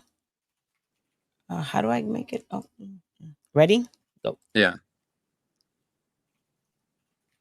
This is Aaron's audio, by the way. It is very, very important to look at that Lord Draken footage. I own the digital footage. All we have to do is send a cease and desist to take it down IGN and to remove it from all necessary platforms. I own it for once in my life, and we can just tell them to take it down. Also, I need, Nicole, you to reach out to everything that has Lord Draken on it. IGN, everybody that has Lord Draken. I want to send a letter that I own the digital rights, and they must pull it off the channel. I don't want no Lord Draken stuff out there. Hey, Nicole, I'm very, very shocked to see the Lord Draken Shattered Grid trailer on my channel. We discussed this a long time ago, and I don't know why it's on my freaking channel. I was going through it, and there's a lot we need to organize. Take that off. Delete the whole damn thing. Delete everything from there. I literally just watched it today from someone else's phone. I don't want to bring light to Lord Draken at all. I'm trying to kill that character. Everywhere I go, I'm like, Legend White Dragon will kill it. So people do know. And, we could talk about stuff and be like, yeah, man, Aaron, when you came to the house, remember we talked about the Green Rangers, solo series. It's so crazy how we talked about that, this movie, they were trying to do, but just feel like, we were basically the creators of that, and now we have our own thing. So, and Lord Draken died. I don't give a about this Morphin Grid, but I just posted R.I.P. Lord Draken, and I will rise as the Legend of the White Dragon. So it kind of rhymes. R.I.P. Lord Draken, I will rise as the Legend of the White Dragon. Oh, that's my new poem. I gotta go. I'm gonna fight, boys. Like me and Aaron have been so many times. Aaron, you know that. You've been by Boom. They're using your character design on comic books and making money off you. You know that. I really do. It's like I can't stand Kyle just because he tried sabotaging first. I mean, I talked to him at one point, but I'm not talking to him anymore. I can't stand that dude. Oh, shit. Hey, buddy, I just missed my flight. So I made it clear with Boom they offered me a signing for these books. They're doing some kind of, it's not a Kickstarter. It's like, what the hell it is, but I made it clear. I ain't signing no Draken books. I made it clear that I don't like Kyle Higgins. I made it very clear to Boom that we have the rights to the Green Ranger series. I also made it very clear if we ever decided to, they're screwed. But I did tell them I'm not signing Draken books. Anyway, just letting you know, just a heads up. But I made it very clear to them what we've done and what Kyle has told. So I just thought I'd tell you that. It was a good chance to tell him, Yep, I'm gonna keep telling the truth.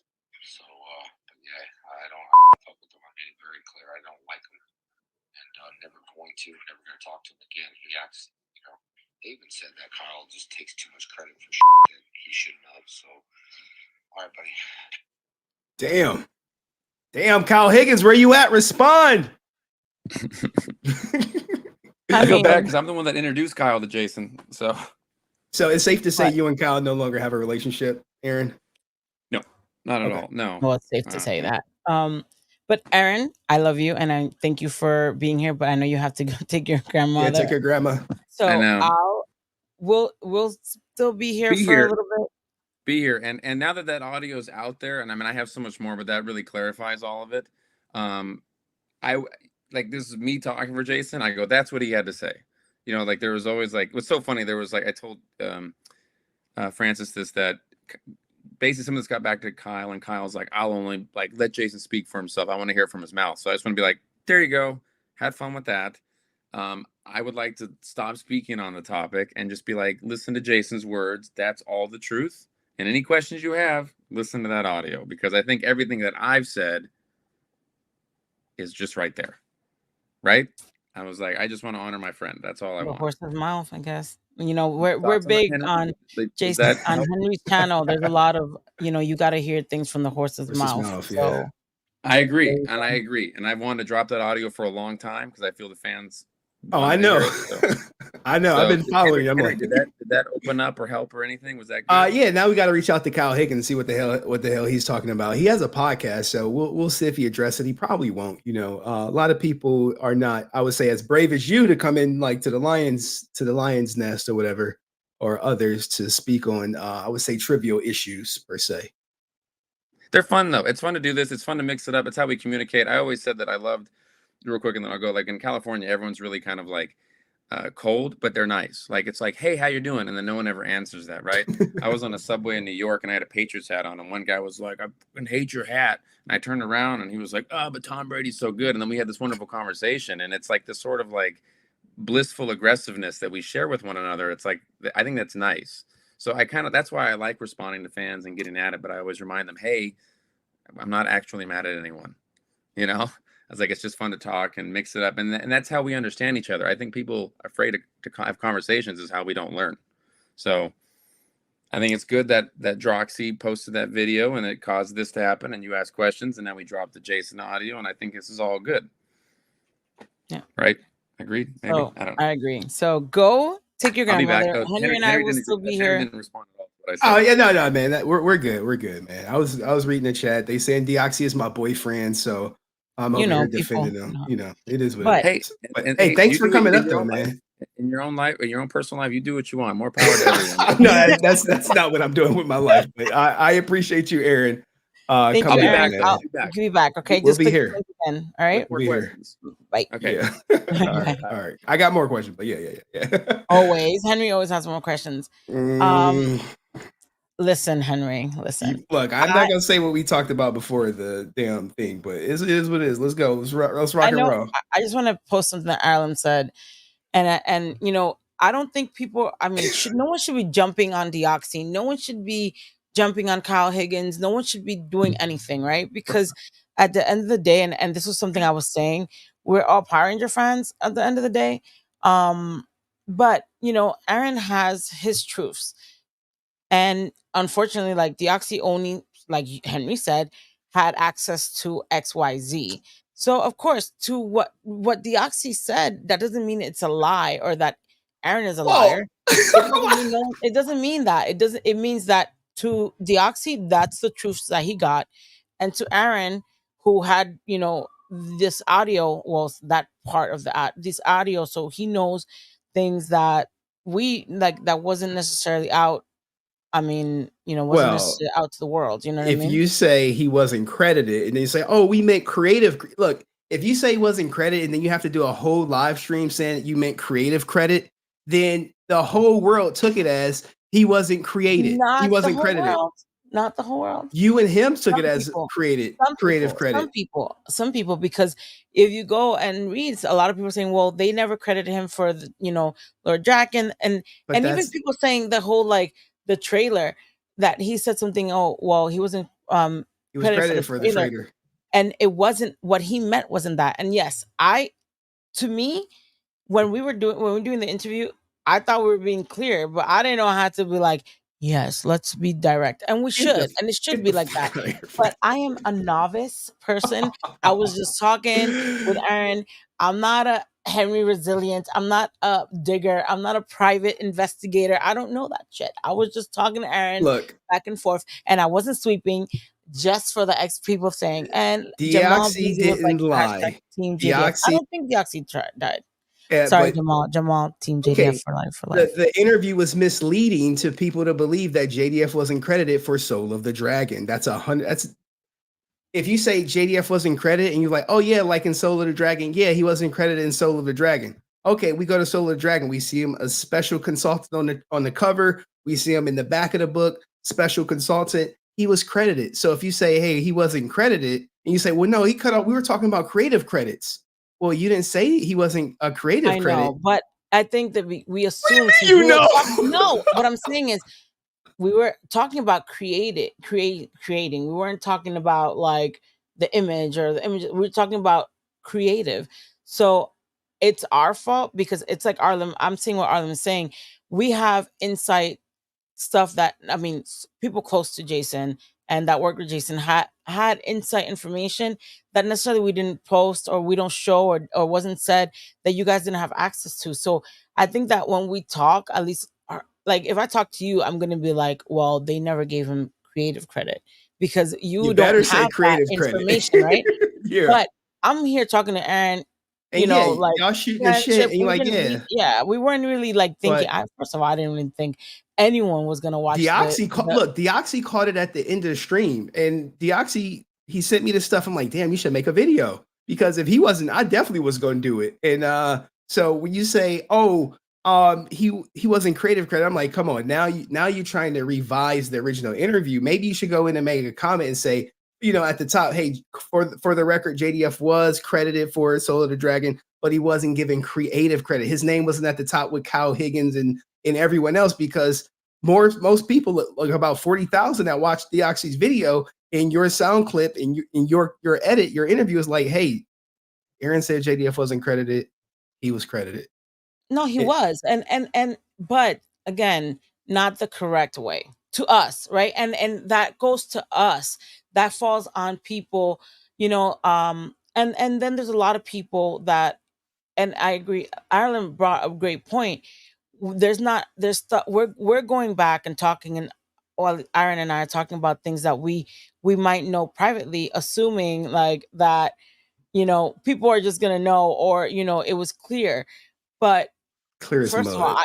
you know what I mean? I didn't think it was gonna I didn't first of all, I didn't think that anyone was gonna like even repost anything like that I did um of that interview. I think, and when I told Aaron about the interview, I was like, let's just talk, talk about it and talk about the movie. To be honest, my focus was the movie because at the end of the day, I don't care about drama. Like drama is sells obviously, but like my at the end of the day, all I care about is White Dragon coming out and Jason's Gonna final come out. project, Jason's passion come out, and people love it and see it, and like, I want to be there at the premiere, and obviously you're apparently now you're going to be my plus one, or you're Oh we don't gonna God! go plus one. Look, guys, I know and I said and I'll go to the premiere if that shit was just for YouTube. If my court schedule and custody on the line, I'm not going to the premiere.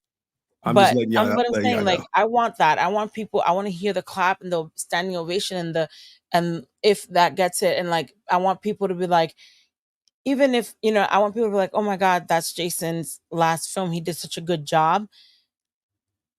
That's what I want. because I feel, right, I think you and I have spoken about it. I feel that everything that went on in Jason's life, especially at the end of his life, he had that one thing that he was so passionate and happy about, and that was Legend of the White Dragon being his and being something that he created. And I remember getting the texts and the messages. I mean, there's a message. I wonder. I have to ask Aaron if I can play it, but like Jason sent me this message of how excited he was because Michael Madsen, who plays, I don't know if I could say something. Uh-oh. Let me not. Let me NDA not. violation. But Send the lawyers. Send the lawyers, Aaron.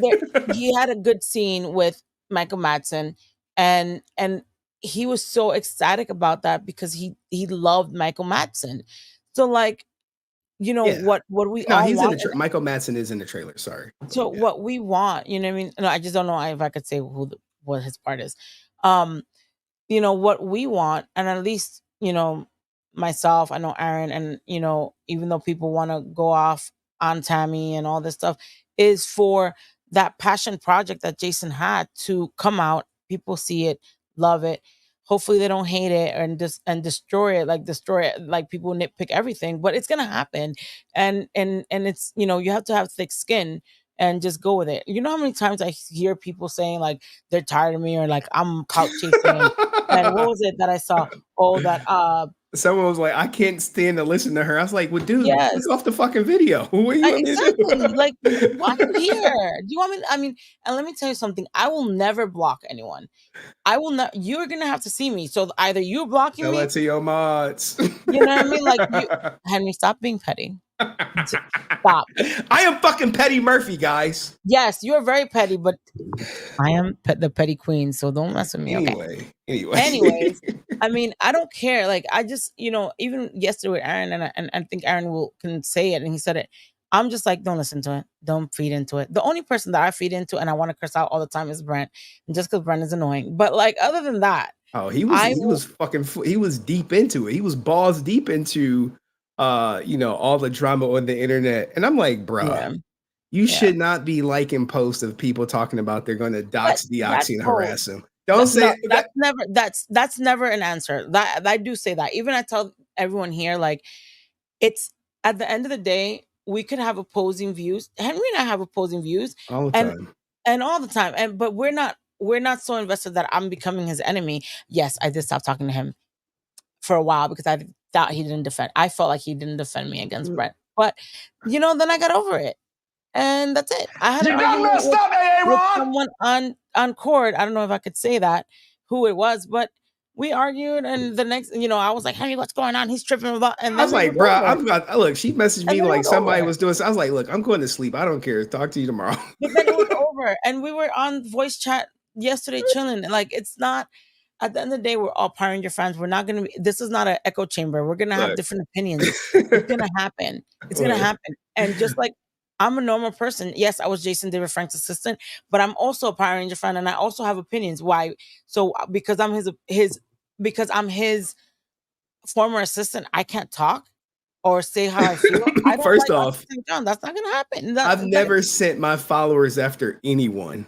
I've never said, go dox somebody, go attack their video. I've never posted them and be like, hey, look at this horrible person right here. I've never said, hey, this person is lying on me. I've never said that. So anyone who's saying like that I did do that is fucking lying. They're fucking full of shit. I'm sorry, but it is what it is. I know people are passionate about Pete a lot Culture of said, things. if Henry can go, I'll go with you, LOL. So Henry, there's already trying to take your spot. You got Mr. Monster. You have so many other people, but guys, I have thick skin. So when people tell me like someone says some shit that online that hurt their feelings, I just be like, so okay, so what? Who cares? If you don't like them, block them. Don't message me at such a time like, hey, someone says something I don't agree with. We're all human as well, right? Like I hear all this stuff, and like I see some. I could tell you, like, in the beginning when I first did your interview, and it was Jason's death was really fresh, which is still fresh, but I'm talking about like months. It really hurt my feelings to the point that I didn't even post. I didn't go you know, I didn't do anything. And then Henry was like, yo, you should do this YouTube thing. It helps. It makes you you can use it as an outlet. And this is an outlet. You know what I mean? Like, I just find it very funny and hypocritical of a lot of Love of my fans life. who uh are like, well, Henry and Francis are milking JDF and the Power Ranger brand for money when I make $10 in a video, if that, right? If I that. show people what I make from Then Power Ranger clips. the same people that are coming at Henry and I do not come after Karen Ashley and be like, where's the order money? So, like, you know what I mean? Why don't you're coming at me that makes no money? I have a full-time job. This is not my job. This is an outlet. But you guys don't ask, hey, Karen, we've supported you. We've been your fans. We've been this and that. But you guys don't ask her where the money is at. Karen Why Ashley she's catching milking the order. strays. No, I'm just saying, no, and she is getting strays. What I'm saying is, why isn't anyone asking ASJ what's that survival's end money? Or the whoever, all these Power Ranger like fake projects that never came out, but yet you're seeing someone who obviously I might not know about Power Rangers like that, right? Look, I don't I you know what I mean? Like, I might not know Power Rangers like that because I really didn't see past Zeo Turbo. I don't know, I don't remember. But what I'm saying is, I only saw Dino Thunder. I haven't seen anything like that, and like the Forever Red and the Once and Always. I might not be, but I'm still a fan. Just because of who I worked with doesn't mean that I shouldn't say my opinion. If yeah. I have an opposing opinion, cool. You might like people might like Austin. I don't like Austin for personal reasons and Austin. obvious reasons. And I'm gonna say what I want. Oh snap! Like, Look, if you don't man. like it, mute my channel, block me, I delete tell me, people do do whatever you that, want. yo. Like block people, leave something that's quote unquote toxic. And look, I called out Bat in the Sun for what they did to Deoxy. And if someone posts a hate comment, that shit ain't on me. I'm responsible for me. I didn't post the hate comment. So don't be like, oh, you called him out. I'm gonna fucking call everybody out who do some fuck shit. And what he did But to Deoxy was fuck shit. I said it was weak. He knows about it. I don't know what you want me to do about people posting hate comments. I ain't responsible but for nobody but myself. no, you're not. You're not, right? You're not responsible, and I'm not responsible. No one's responsible for anyone else. However, I don't think we should instigate. I don't think, to be honest, there's one thing that Aaron said. I don't think it should be that serious that people are threatening violence. Like, I saw that shit in my comments earlier, and I was like, listen, I don't care what people say. People could say I'm awful. Some guy said I was the devil. Like, oh, here, mention the devil, and here she comes, or whatever, and she appears, and stuff like that. And yeah, sometimes I do answer. Um, hate comments or people talking shit about me. You can have an opinion about me, right? You can have an opinion about Henry. Henry is probably persona non grata in all of Karen Ashley's cons, but and ASJ's. But you know what I mean? I don't care because at the end of the day, it doesn't affect me now. Now, if you are Bruh. going on to comments and saying people to come attack me or come to her channel because she's this and that, or you're telling other Power Rangers like, did you hear what Austin's Jason David Frank's personal assistant said about you, blah blah. That's a different story, right? And for all those people that saying that I'm milking or that everything and all this and Henry and all this, um, talk to your Power Ranger actors that do the same thing or that's worse, because we're not public. At least I'm not a public figure, right? I'm not like an actor or your childhood hero. Talk to your childhood heroes that are doing the wrong, the bad things. Because if you're not doing something that doesn't warrant a video, then you wouldn't have a video, right? Oh no, So I'll make videos about. but they need to do something. Like, if someone has a squeaky clean Oh yeah. reputation, what video are you gonna put? A Oh, positive nothing. video. Like You're not I gonna do a mean, drama video. They're not gonna be afraid of your videos. no. So yeah. So I mean, it is what it is. Being a content creator comes with its ups, its downs, its ebbs and its flows. People love you, then they hate you, then they love you again. It is what it is. But me, once you're on my bad side, you're on my bad side for life. You know what I'm Oh my saying? god. Yeah, I know you're petty. Petty. I'm Petty Petty, Murphy. petty, petty. Go ahead, Gloria. So Laura, my opinion is this. I'm gonna do that every time the thing ain't like you do it. My opinion is this. I love you guys. We love you Love of too. my life. We love you Hugs to too, Laura. Laura. Give me the views. Oh, fucking Strife the Warrior, guys. Go to his channel, downvote every video. He's been stealing my audience from day one. He's infiltrated Discord. He's made fun of me. He's made memes of me. He's hurt my feelings. He's insulted me, and he does it to my face with no disregard. Are you being bullied, Henry? I am Are being you being bullied. bullied? I am being bullied. Gosh. I'm gonna time him out. We need to time this guy Do out. not time him out. He's You not doing can time him out. anything. He gotta sit out. He Did gotta you sit really time him out? I timed his ass out for 10 seconds. You're so bad. No, it's all love, guys. It's all love. It's Strife the You Warrior. did. It's like I can see it on the chat. it's an You're ongoing bad. joke, guys. It's 10 But- seconds. It's not like a day. I A love day. Strife. He's cool. But here's I really do hate that thing. If you guys knew that I used to hate it when we were at shows and Jason would be talking like at Q&As and people would play that. Personally, me, I used to be like, why would they do that? But Chad Billington says, thanks for the donation, Chad. And everyone, thank you so much for being here and for the donation. I totally forgot to say that. But Henry Zilland spreads misinformation that leads to the harm of others and destroys their ability to earn an income for their family. Hi, Francis. You're doing great. Thanks. I do think you did Chad. well. Like, how do you think it went with Aaron so far? So I'm gonna be honest, right? Because I'm you guys know that I thought that I almost canceled the interview myself, just so you know, because of the things that happened last night. I'm not condoning, and that's another thing, right? Well, I can love Aaron all he want, like a lot. If he's wrong, he's wrong. It's wrong to like stuff like that. I think that in the heat of a moment, we fuck up and we do mistakes that we later have to apologize. I even said, if he, whatever happened with Amy, if he said that it was about money or whatever, he can feel that way, right? It's his thought, but I would apologize, right? I would. That's a question I got for him. I didn't get to. I didn't get to like some other questions about him apologizing to Amy Jo. Well, he's coming back, so we can ask him. Like I saw Deoxy's video and I loved it and I thought it was great. I actually and not because I agree with what Deoxy said, but because I was like, wow, someone actually like saw my interview and clipped it, and it made me happy. I'm sorry, maybe I'm like a noob, but it made me happy because No, I remember what we talked about it.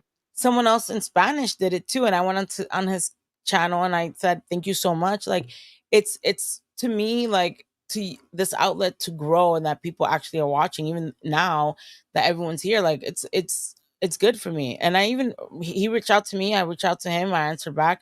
I told him like, there's no don't think if I rebut, I have like things to refute what you said.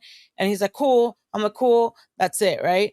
It wasn't like I don't care. Like I don't hate on anyone. You can, if I'm wrong, fuck it, put it out there. Oh, he's back in the car. Let me finish. But let me read this before I bring up Aaron. Henry and Francis, keep it real. Haters gonna hate. What are y'all questions for Aaron? He's answered like Yes. a good portion of mine.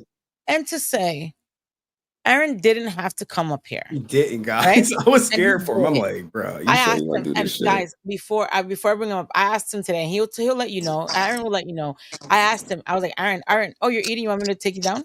Or you're cool? No, you're good. My grandma made me a little vegetable pack. So that's cute. I asked him, I was like, hey, Aaron, are you sure you want to come up? Do you want to wait for things to simmer down? And he was like, no, like, let's do it.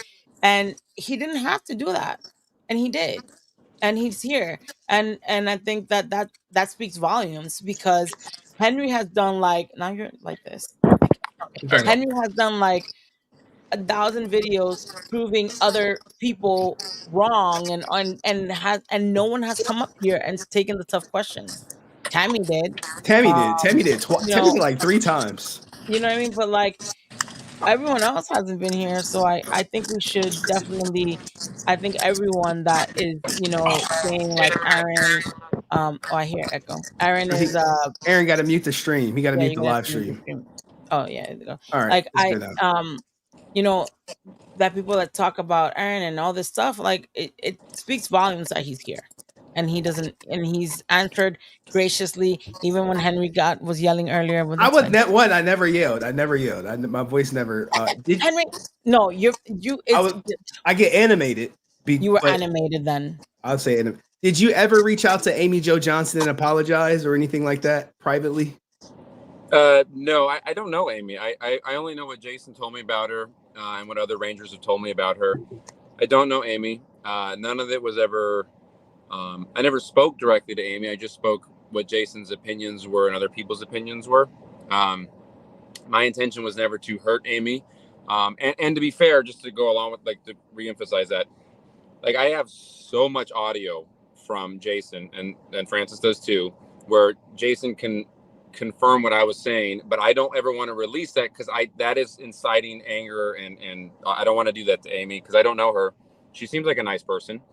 I have no problems with her. She's never done anything mean to me. She seems nice. I think she's accomplished. I think she's talented. I never read The Return, but I know it got really good reviews. Why'd you roll your eyes like that? Because it's like one of the best Power Ranger comics out there. Henry, I am busy making two movies know. and managing my family. Like, I haven't.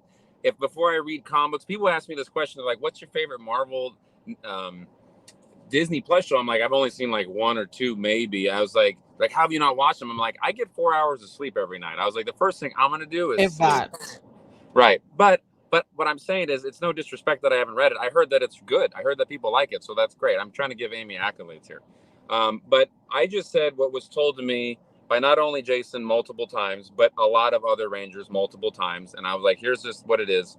But I don't mean any disrespect or anything like that. So, And that's something that I spoke to Aaron, Henry about. I was like, maybe to Aaron, that was his truce, right? Because Jason could have easily told him, "Hey, I'm not close to to Amy," because I think a lot of people are more upset about him saying that they weren't close than him saying she might have still stolen the idea.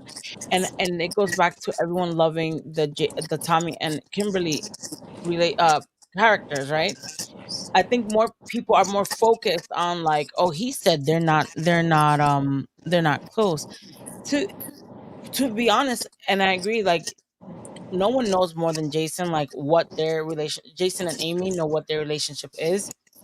But Jason could have portrayed to Aaron that they weren't close. And they're, to in the aspect of conventions and all that, yes, they were a team and stuff like that. But we don't really know, other than what, let's say, Jason would portray to us, um, of any friendship, right? So any friendship that he had, we only have to go by his word. So maybe to Aaron, Jason portrayed it like they weren't close.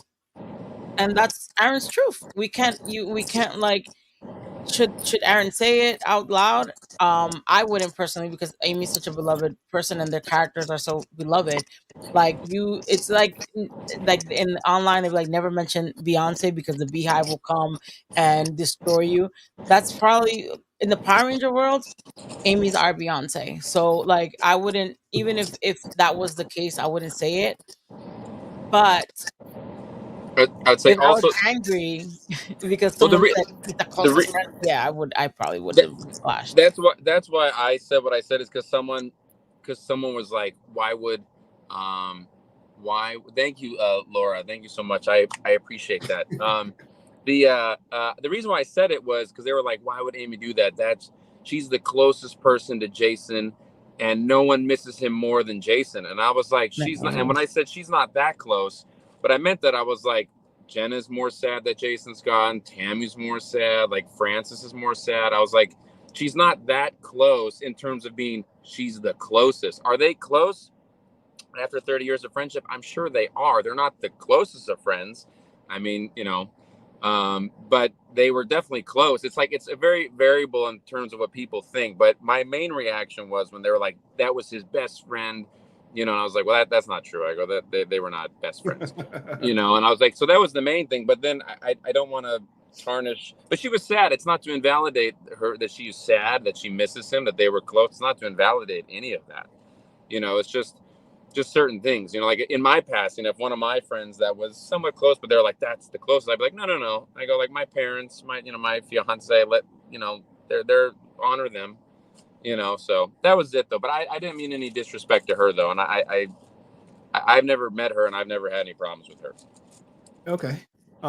More questions. These are from people who reached out to me. Can you hire someone for the Legend of the White Dragon Instagram page to give updates? I'll raise a Kickstarter and raise money to pay someone. Oh my God, you better not. You better not. But here's the thing: I've looked into it, and it's expensive. It is expensive to hire a professional social media person. It's not like, it's like, I'm like, and people think it's weird when you look at things like from a professional standpoint versus like, like people watch this right now, they're like, what? I do it for free. I do it for $5 a day. I'm like, but it doesn't. Like, it's like I've gotten quotes. The cheapest I've gotten was $500 a week, and I was like, that's $2,000 a month. I was like, that's a lot of money. That adds up, and that needs to go into the movie. So I was like, I wish I did, and I've talked with Rachel Brooks Smith, who is awesome. She, I'm trying to get her. She was doing it for a while, like after Jason passed, because she really stepped in to help out a lot. But she's busy, killing it on her projects. She's in the movie. But I would love to have someone do it. And because I post really quick, I post in the moment, because I know that if I don't post later, I'll forget, and because I get caught up in everything. That's why a lot of times my posts, and you'll notice this, they're usually like misspelled. There's grammar that's wrong. I just quickly be like, blah, blah, blah, blah, blah. And I'll be like, I got to go do other stuff. And then I'll be like, I should read that back. That probably came across as a crazy person. So Geek Culture 101, he's like, I'll help you with social media free, Aaron, which is what you said. But I think when people say that, it's really hard, right? It's hard to trust people. I wouldn't trust no one doing it. Yeah, I'm like, even with like, I tell Aaron all the time, like, hey, Aaron, we should post. I tell him, like, you should post this or post a clip or stuff like that. And it's easier said than done, right? But Aaron is also editing the movie and doing all this stuff. It's easier said than done when Jason, and this is what I said in my interview. Jason was the social media guy, right? He was all for it. He would post on Legend of the White Dragon. He would post on his. He would send, I'm sure, Aaron things like, you should post this on Bat in the Sun. So he was the social media guy. It's harder than people think. I know, because I remember, like, Jason would tell me, like, can you create this flyer to do this? Can you do that? You know what I mean? It's exhausting. And I think that once Aaron is done with the editing, he'll have more time to post on social media and answer questions and do more, like, thoughtful or clips or whatever it goes. But I think right now everyone's, wanting this movie out. I think he needs to focus on the movie. So I think we need to make a sacrifice here. When can people? Oh, go ahead. I was gonna say, just to emphasize, like, how much of like a drop, which I think people are like, man, there's like no social media posting, which there is, but compared to what we had, Jason, and I don't think people understand, like, when I linked up when I cast Jason as Bloodshot in the Valiant series, which was officially released by Valiant, their sales tripled in like 3 months, and they were like, Aaron, they're like, Jason is a social media machine. They're like, he as one person has done better than our entire team has done in 3 years. Jason got so popular. I don't know how many people know this. Francis knows this. Francis knows everything. But if, like, when Jason was cast as Bloodshot, they also cast Vin Diesel, Sony, as Bloodshot. Jason got more hashtags JDF as Bloodshot than Vin Diesel did. Jason had 700 or 700,000 followers. Vin Diesel had like 40 million. But Jason's engagement was so high that on the day that we announced, I think it was the release date at New York Comic Con, the second time we were there, that morning, and it was a horrible day, Sony reached out to us and said, you have to take Jason out of the movie. You have to take him out of the movie because he's affecting our sales. And Jason was livid because, once again, here is a man who's put everything into something, and and he's being punished by how dedicated he is to the brand, which was heartbreaking for me. Like, I was in tears telling him this, and he was broken and he was sad. We eventually, I got into a lot of discussions with Sony, and we were able to keep him in the movie, although we had to edit a lot of it out. But it was like, but to show you that is that Jason was able to scare Sony. Like, Jason is a machine. Like, it's so impressive to watch him work. My fiance, she's on social media. You know, she has 700,000, and she's like, I would study Jason, not from like, oh, he's a power. And she's like, but just as a social media person. She's like, Jason should release books about how he does social media. Like, I can't stress to you how amazing he Yeah, he was. has And then fun. to go from him to me, you're going from Batman to Robin, you know, and then you're like, what happened? You're like, what? Batman. Like, I can't. Jason's amazing. Like, he was Yeah. incredible. Anyways, that was the Let me statement. So, acknowledge the contributor in Testified says, on a lighter note, can Aaron confirm that JDF has 2 different hairstyles in Legend of the White Dragon? There's behind the scene pics with his classic long hair look. Just said there's yes. no long hair, but he has longer hair. Okay. I have the long hair in the movie, which is an ode to him. All right. When can people who did the Kickstarter expect their rewards? Like, some people, I understand like the premiere stuff, it may be out the way, and the JDF signatures, but what about the people who like didn't, their package doesn't include things that you physically can't provide, like a JDF signature or a JDF Zoom call? So the pops were all sent out, which Jason signed. All the posters were sent out, which Jason signed.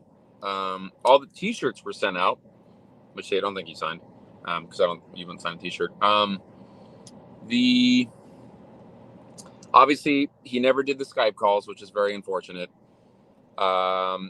No, the digital soundtrack and scripts have not been sent out because we don't want to spoil the movie and the soundtrack's not done. The DVDs and Blu-rays have not been sent out because the movie's not done. I could be forgetting some, and they're gonna be like, Aaron, I just forget what else there is. I'm sure there are other things, but those are like a lot of the stuff that we have been able to send out, we sent out. So we're not Okay. like holding on to stuff. It's all been sent out. So if someone Oh, and hasn't the helmets have received been sent out too. The helmets were sent out too. so if someone hasn't received their perk, and it's one of the perks that you mentioned that should have been already sent out, where can they reach you? That was my next question. Or to get their things out. So I have to, his email should be, I would assume, I think his email is on our website. It should really be more readily available. His name is Alex. We hired him to run the Kickstarter and all the rewards because it's a lot. It's like there's 5,000 people on there, so there's a lot to deal with.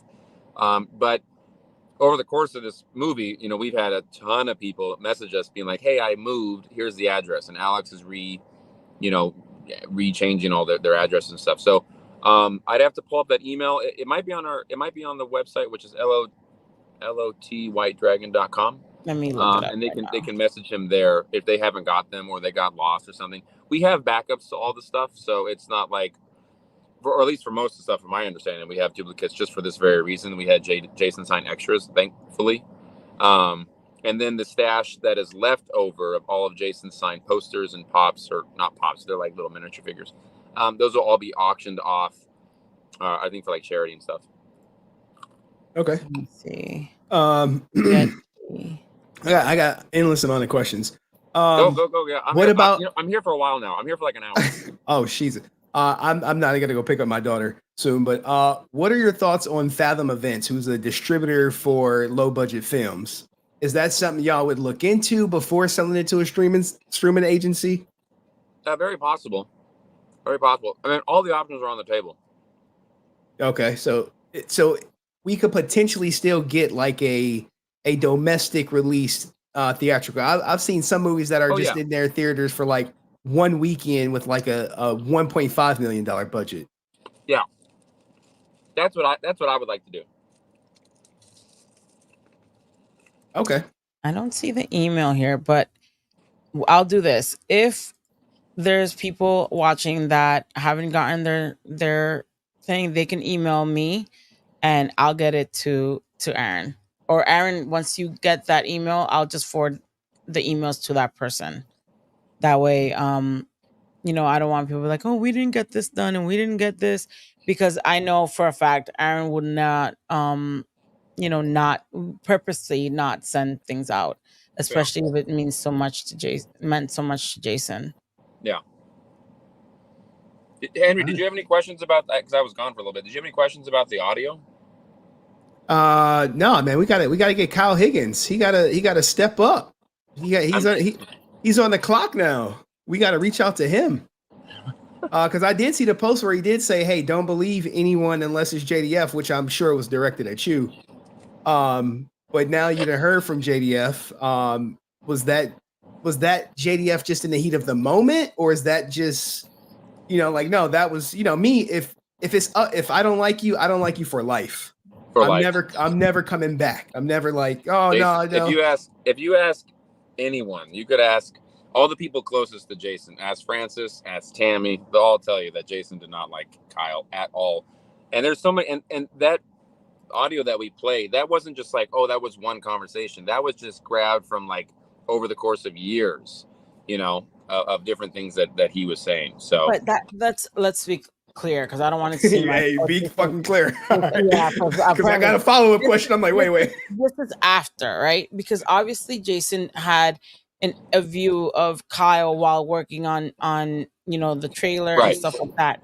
And then, you know, certain things started happening that ended up with him, you know, having issues with Kyle. With the whole Shattered Grid, you know. Yeah, that's what I meant. I didn't mean right? I didn't mean in perpetuity in terms of like he's hated him since the beginning of time. We were all friends. I shot something with Jason. I invited Kyle down, and I was like, hey, because you're a big Power Ranger fan, Kyle, and you'd probably love to meet Jason. So, you know, come in here and maybe we can all work together on stuff. And we were all cool until we weren't. But at the beginning, I was trying to facilitate a lot of this stuff of, you know, and it was all cool. And then, as you hear from the audio, that all fell apart. So from your perspective, from your personal view, why do you think it fell apart, considering you guys were all friends in the beginning? Just because Kyle took ideas and projects that we were all supposed to be working on together and just made it about him and cut us out of them. And that's like, you know, having grown up playing sports, you know, life's a team sport, you know, artistic projects are a team sport. And, you know, just for wanting the credit, he just wants all the credit. And, you know, just you writing off, you know, Jason's ability, which is really sad because me and Jason wanted to actually take a lot of the stories that we were pitching and that kind of came to fruition, but not really, and do like a motion comic book and like promote them and then try to get that made into a live action series. And we were really looking for this, like we were thinking really big picture. And then Kyle just went in with Boom and they just kind of like, well, we're going to do this. And I was like, all right, I guess you just took all that away from us. And we wanted to just make cool stuff, you know? So I was like, I guess that's not cool. And it really affected Jason and that. And then I disliked everyone because I could see how just more people screwing Jason over. And it was just like, I there's like one thing where it's like, oh, I'd like the credit and that's cool. But I mean, Jason's one of my best friends and he obviously had a self-worth issue with himself. That's why he's not here today. And when people took advantage of him and he goes, I guess I'm not good enough. I guess I'm not worth it. That, pardon my French, but that shit would piss me the fuck off, you know, because I was like, don't, like, my friend is worth it. Like, he's awesome. He's like more than a fighter. He's more than an actor. Jason's very creative. People don't see that. He wants to express himself. Genius. His mind. Yeah, he was really good. And I was like, in he's business, here. Genius. Like, he went to Saban. We had the whole pitch, which eventually we said, well, let's turn into comic book. And we try to work into that. And I was like, Jason was like, I'll do it for free. He goes, I just want to be the writer with Aaron. And he goes, I want to express what is in me. And they wrote him off. They let him on. They promised him things, and they never did it. Same thing with Boom. So after a while, after being friends with them 10 years, I was like, I'm mad. You can tell I get a little mad when I think about Jason being sad, because I, like Francis, have been in moments where Jason, well, I know optimistically he's this warrior and he's this badass, and like 6 of me could not have taken down Jason.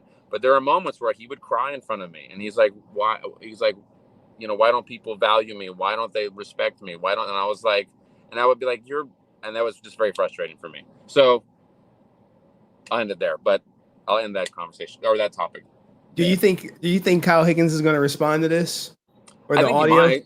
I think he might. I think And he I will. think he'll probably. I think he will. I mean, I hope he does. I hope he does.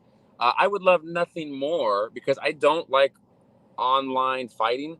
I would love nothing more for him to reach out and be like, "Let's have a conversation." But what Jason, the audio that Jason, sent me, and there's a ton more of it, but um, you heard the gist of it right then. I go, that's what Jason said. I'm not mad at what Kyle did to me. I don't give a shit. I'm mad at what happened and how Jason felt. And you can say whatever you want. I have Jason's audio saying how he felt. I had conversations with him face to face. I felt his pain, and that's the thing that happened. And So I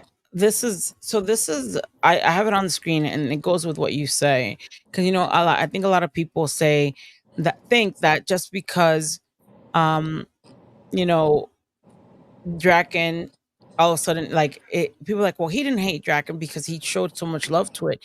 Yes, he showed a lot of love because he really thought that Draken was gonna be that project that he was gonna now give to the fans because the fans wanted it so much, right? So yeah, this is from Scott Zillner after Jason passed, and he was talking about. I mean, I'm not gonna read it all of it, but he's talking about how at one Paramorphicon he made it all about Lord Draken, PMC 2018, I think that's what he said. mm-hmm. And like how he made it all about Draken. They made that Draken exclusive figure with Bandai, and he even mentions it. He's like, well, let me just read that. um I themed the entire upcoming Paramorphicon to a Lord Draken con.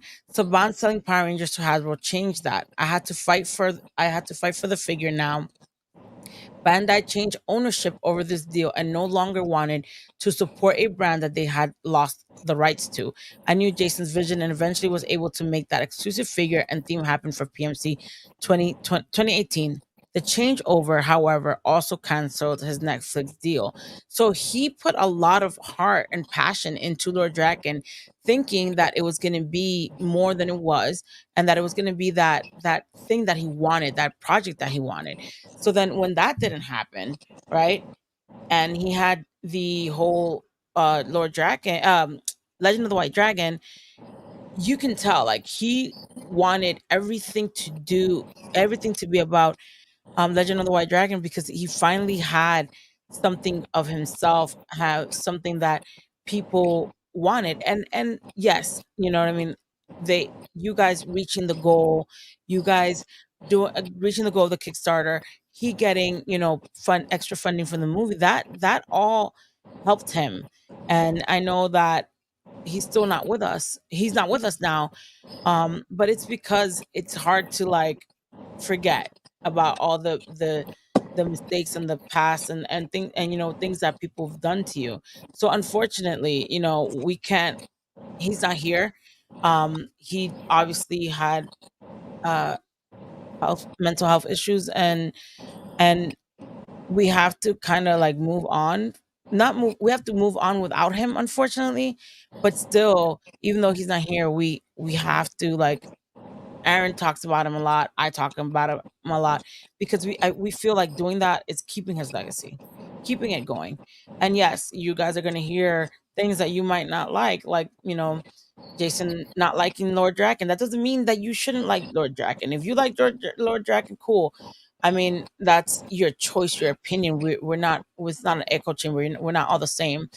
But it's just something that I think people should know because, you know, I hate when people say like, "Oh, Jason this and Jason that," and I'm like, "Do you know him personally?"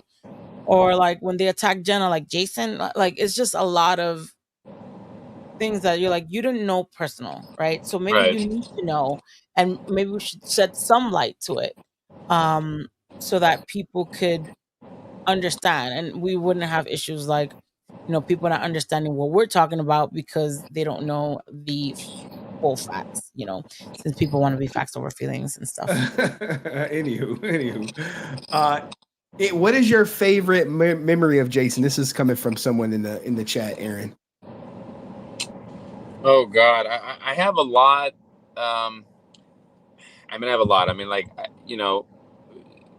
Jason sitting at my dad's piano, my dad teaching him piano, or us watching Impractical Jokers, silly stuff.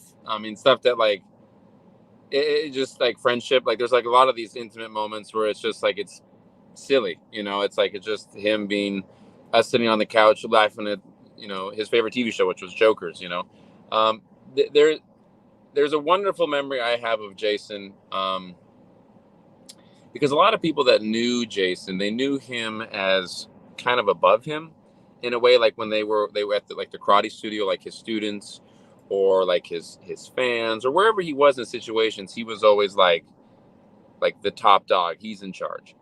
And when we were filming a lot, I'm the director, so I'm the one that's like directing. So Jason always would come to me. I'm not saying that I'm cooler or better or anything like that than Jason, but there was like this level, we're on the same level. We can disagree and that's what it is, but we understood that. And I always, and through acting, because Jason always, I think he was a very good actor. He just was never given the chance. And that's what this movie, he was always, when you're an artist and you put yourself out there, you're a little insecure, but that's kind of what's great about it. And he was trying to always do something. And that's how I always knew Jason as like the actor fighter and as trying to do that. But there's a scene in here where I have to do a little bit of this kind of like sword kata.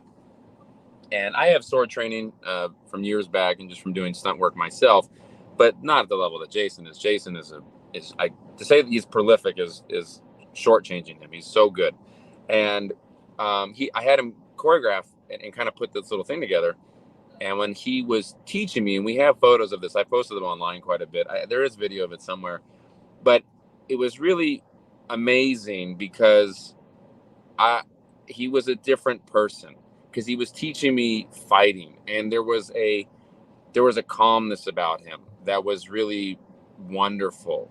And he was so relaxed, and he was such a good teacher. And for me, who have done stunt work, I was able to quickly pick it up, not as good as him, but understand. And he was just such a really good teacher, and kind of I don't want to say fatherly, but it was just a different side of him that I never really got to see. And it was really beautiful. Because it was just something I'd never seen from him. And I was like, it was great. And it's something that I remember. And I remember it caught me off guard. And I get teary-eyed just talking about, but I pulled my dad aside and I just said, that was really, really nice. Because Jason, he had a lot of conflict a lot, and he was troubled a lot. And he was just so calm and so great at his, like, I was appreciating his fighting up close and his teaching. It was a really beautiful thing. That would probably be my favorite. Yeah, Jason, at least on set from him. I understand. Like Jason, I used to see him teach, and I used to be, and I think Tammy said the same thing. And I used to be like glossy, and I'm like, oh my God, like it was just something so like passionate, right? He was such a great teacher, and actually, he told me about the whole teaching you like, hey, do the like that whole story, which is it's funny that hearing it from you, it's like exactly how he said it as well. Did he say I was good? Did he say I picked up on it quickly? Yes, he did say you were good. He did say okay, good. Is the Legend of the White Dragon going to be in like Walmart for like DVD purchase and Blu-ray purchase, or is that like something that you hope to happen, or is it locked in? I mean, that would be cool. I'd love to have it on DVD in stores, although I know most stores aren't selling DVDs anymore. So, but that would be great. I'd love it. What about the Blu-ray? I'm going off fan questions. These are DVD and Blu-rays. No, I want your controversial questions, Henry. Put me on the spot. Well, I did put you on the spot. You said you won't say Deoxy didn't lie. You just said he was misinformed. He didn't have enough information. Right, if you want to keep asking me the same question, I'm going through my my controversial ones. Let me talk about what Dust is saying. Does anyone know? Thank you, Dust, for the contribution. Does anyone know if there are any other poems that he wrote that have not come out yet? And yes, there's a lot. I mean, you've answered like most of my, what I would consider good questions. The Deoxy is kind of like a moot point at this juncture. I would say in the interview, you've confirmed that you do have a fiduciary responsibility for Legend of the White Dragon. So money is definitely going to be a component in where it lands. That was a question because JDF said it's about the passion, the people, but once you involve investors, you can't just release it on YouTube because investors are going to want their money back. They want to see some return on their investment. So you can't just go to Netflix if Hulu is offering more, because in America, you can get sued if you don't do the best interest in your investors.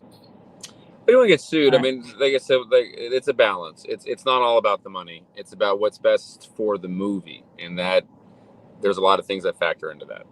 I mean, for me, I'm like, hey, put that shit on Netflix with 270 million people, as opposed to, I don't know, maybe breaking even. It's not my money, so obviously, I have no skin in the game. But if I'm Chris J, I'm like, fuck Netflix if they offering, not as much as Hulu. No, Chris isn't like that. Chris isn't like that at all. Chris is really loyal to Jason. He wants to try to get in theaters because that's what Jason wanted, and that's always been our plan. So that's kind of what we're trying to get it to. See, but I don't see. Go ahead. I'm like, I don't see. Go ahead. Go ahead.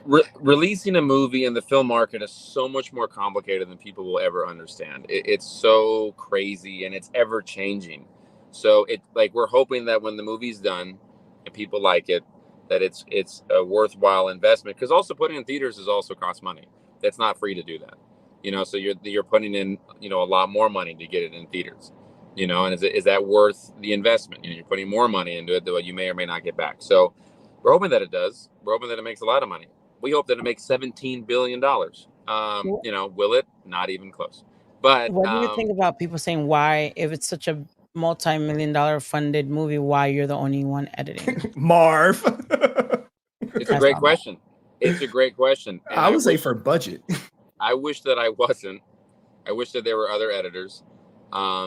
But the project started smaller, and it's best at this point that I finish editing it, because I have the truest vision of how it should be. Which brings on, you have full creative control over how the movie's portrayed, or does Chris or Tammy, because it's three entities that are tied to this. Do you have full creative control, or can Tammy say something, or Chris say something like, "Hey, take this out or add this in"? How does it work? So it's complicated, but me and my dad and Chris have the creative control over what it needs to be. But we all work together really well. We've never had any arguments. Chris is very creative, and his input is so good, and he'll catch things that we don't catch, and we work together as a team really well. So it's all about honoring Jason. I mean, that's always.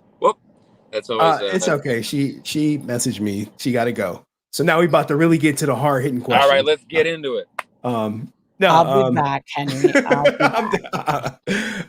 Go ahead. You and your father and Chris have the creative control over it. All right. Now I know we've touched on this before, but some people are not happy with you liking the post going at Deoxy. Not the him lying or all that, but the person who said, "Hey, we have their names, we ride. Let's send all the things to this deepest ring of the internet of hell, yada, yada, yada," and you like that post. And people are like, "Hey, you shouldn't be liking a post where someone is vowing to harass Deoxy." Right. I assumed, and maybe it's a bad assumption because we should make assumptions online, that he's joking, that he's being he's quoting "we ride at dawn," it's a silly thing, he's joking, right? With the internet, you really never know. But me, I disavow all stuff like this, even though people accuse me of sending and that's people. True. So what I will do is, because I don't want inside violence either. I thought he was joking, but I'll go in there and comment. I was like, "Love your passion, love your excitement. Don't hurt anyone. Don't actually do that." I have no problem going on there and saying that. I didn't think anything of it, but I probably read it too quick, and I mean. it is. I think the whole last night probably shouldn't have happened, but that's just me being a small content creator. No way am I ever. It doesn't matter. I don't really want to go back to the Deoxy. I got other questions for you. Give me 1 second to pull it up. Okay. Can you ballpark how much it costs to put a Legend of White Dragon in theaters? How much extra would it cost? On the lowest end, on the cheapest end, on a Fathom events, one night on, there's a movie out now. So or just the weekend? There's so many different things. So like we'll have a premiere for it, which will be in theaters. You know, we've talked about we could do, we could do like hop from city to city where like a lot of the cast and crew goes there, and we host like a little like panel afterwards, and people watch it, and you know we show like maybe like we do like 25 showings across America, maybe some overseas. But so to fly everyone around and you know hotel rooms and a per diem and whatever. I don't even know, just to do that. I mean, I'm guessing. I mean, if you did 25, let's say you did 25 theaters, you flew 3 casts around, flights, hotels. You know, you're probably looking at what, like 12 to 15 grand a showing. So 15 grand times 25, which I don't even know what that would be. You can do the math on that. Give me a second. Roughly $375,000. So that's just for the travel of and that's not even, you know, you'd have to also probably like, sometimes you have to pay, the actual talent because you're taking them away from another job. So it's like, you know, they're losing money, and they all have families and stuff, you know. So I don't know. I can't speak to that, and then, you know, renting the theater, getting it in theaters, you know, that's a less expensive thing. If you're like, hey, and then also you have to pay for advertising. You know, and advertising is more expensive, I think, than people think. I mean, most movies, which people don't know, or maybe they know, like if a movie costs $150 million to make, they roughly spend around $100 million to advertise that movie.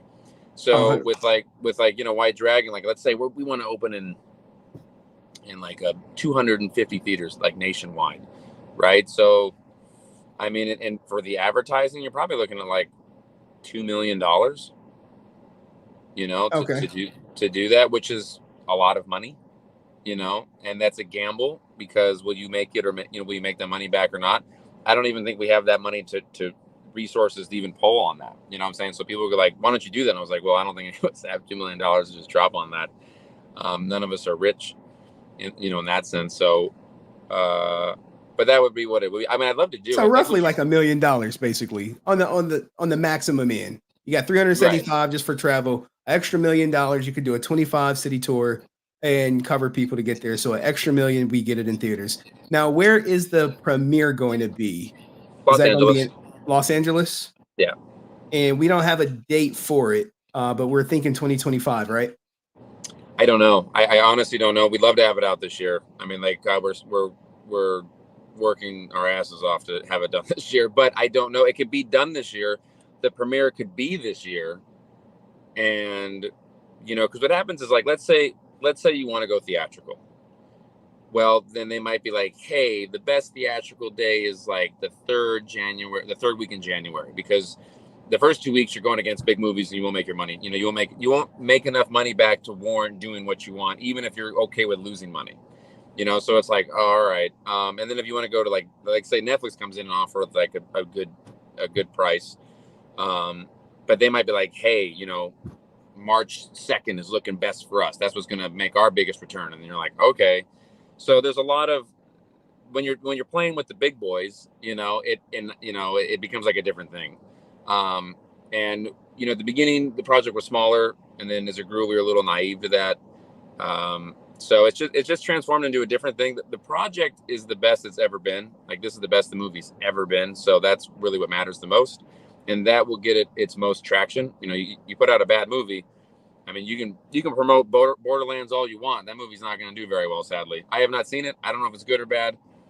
I love the director, but obviously it's not doing very well. So it must have been not the marketing. It must have been the movie wasn't very good, and that's why it tanked. I haven't seen it, so I can't say. People could think it's the greatest movie of all time. But I'm just saying you want to make sure that your product is good, because that's going to be the most powerful weapon in your tool belt to have most people see it. All right. Are you opposed to doing pay-per-view for Legend of the White Dragon, or something like a exclusive, like maybe a Patreon? Like, let's just say you having a hard time selling it or whatever. There's no bidding war. Worst case scenario. What happens with the film then? So I'm not worried about that. But you always have just, what is it? POD? Wait, video? No, VOD, video on demand. You know, and then you go that way. And honestly, movies make a lot of money doing that too.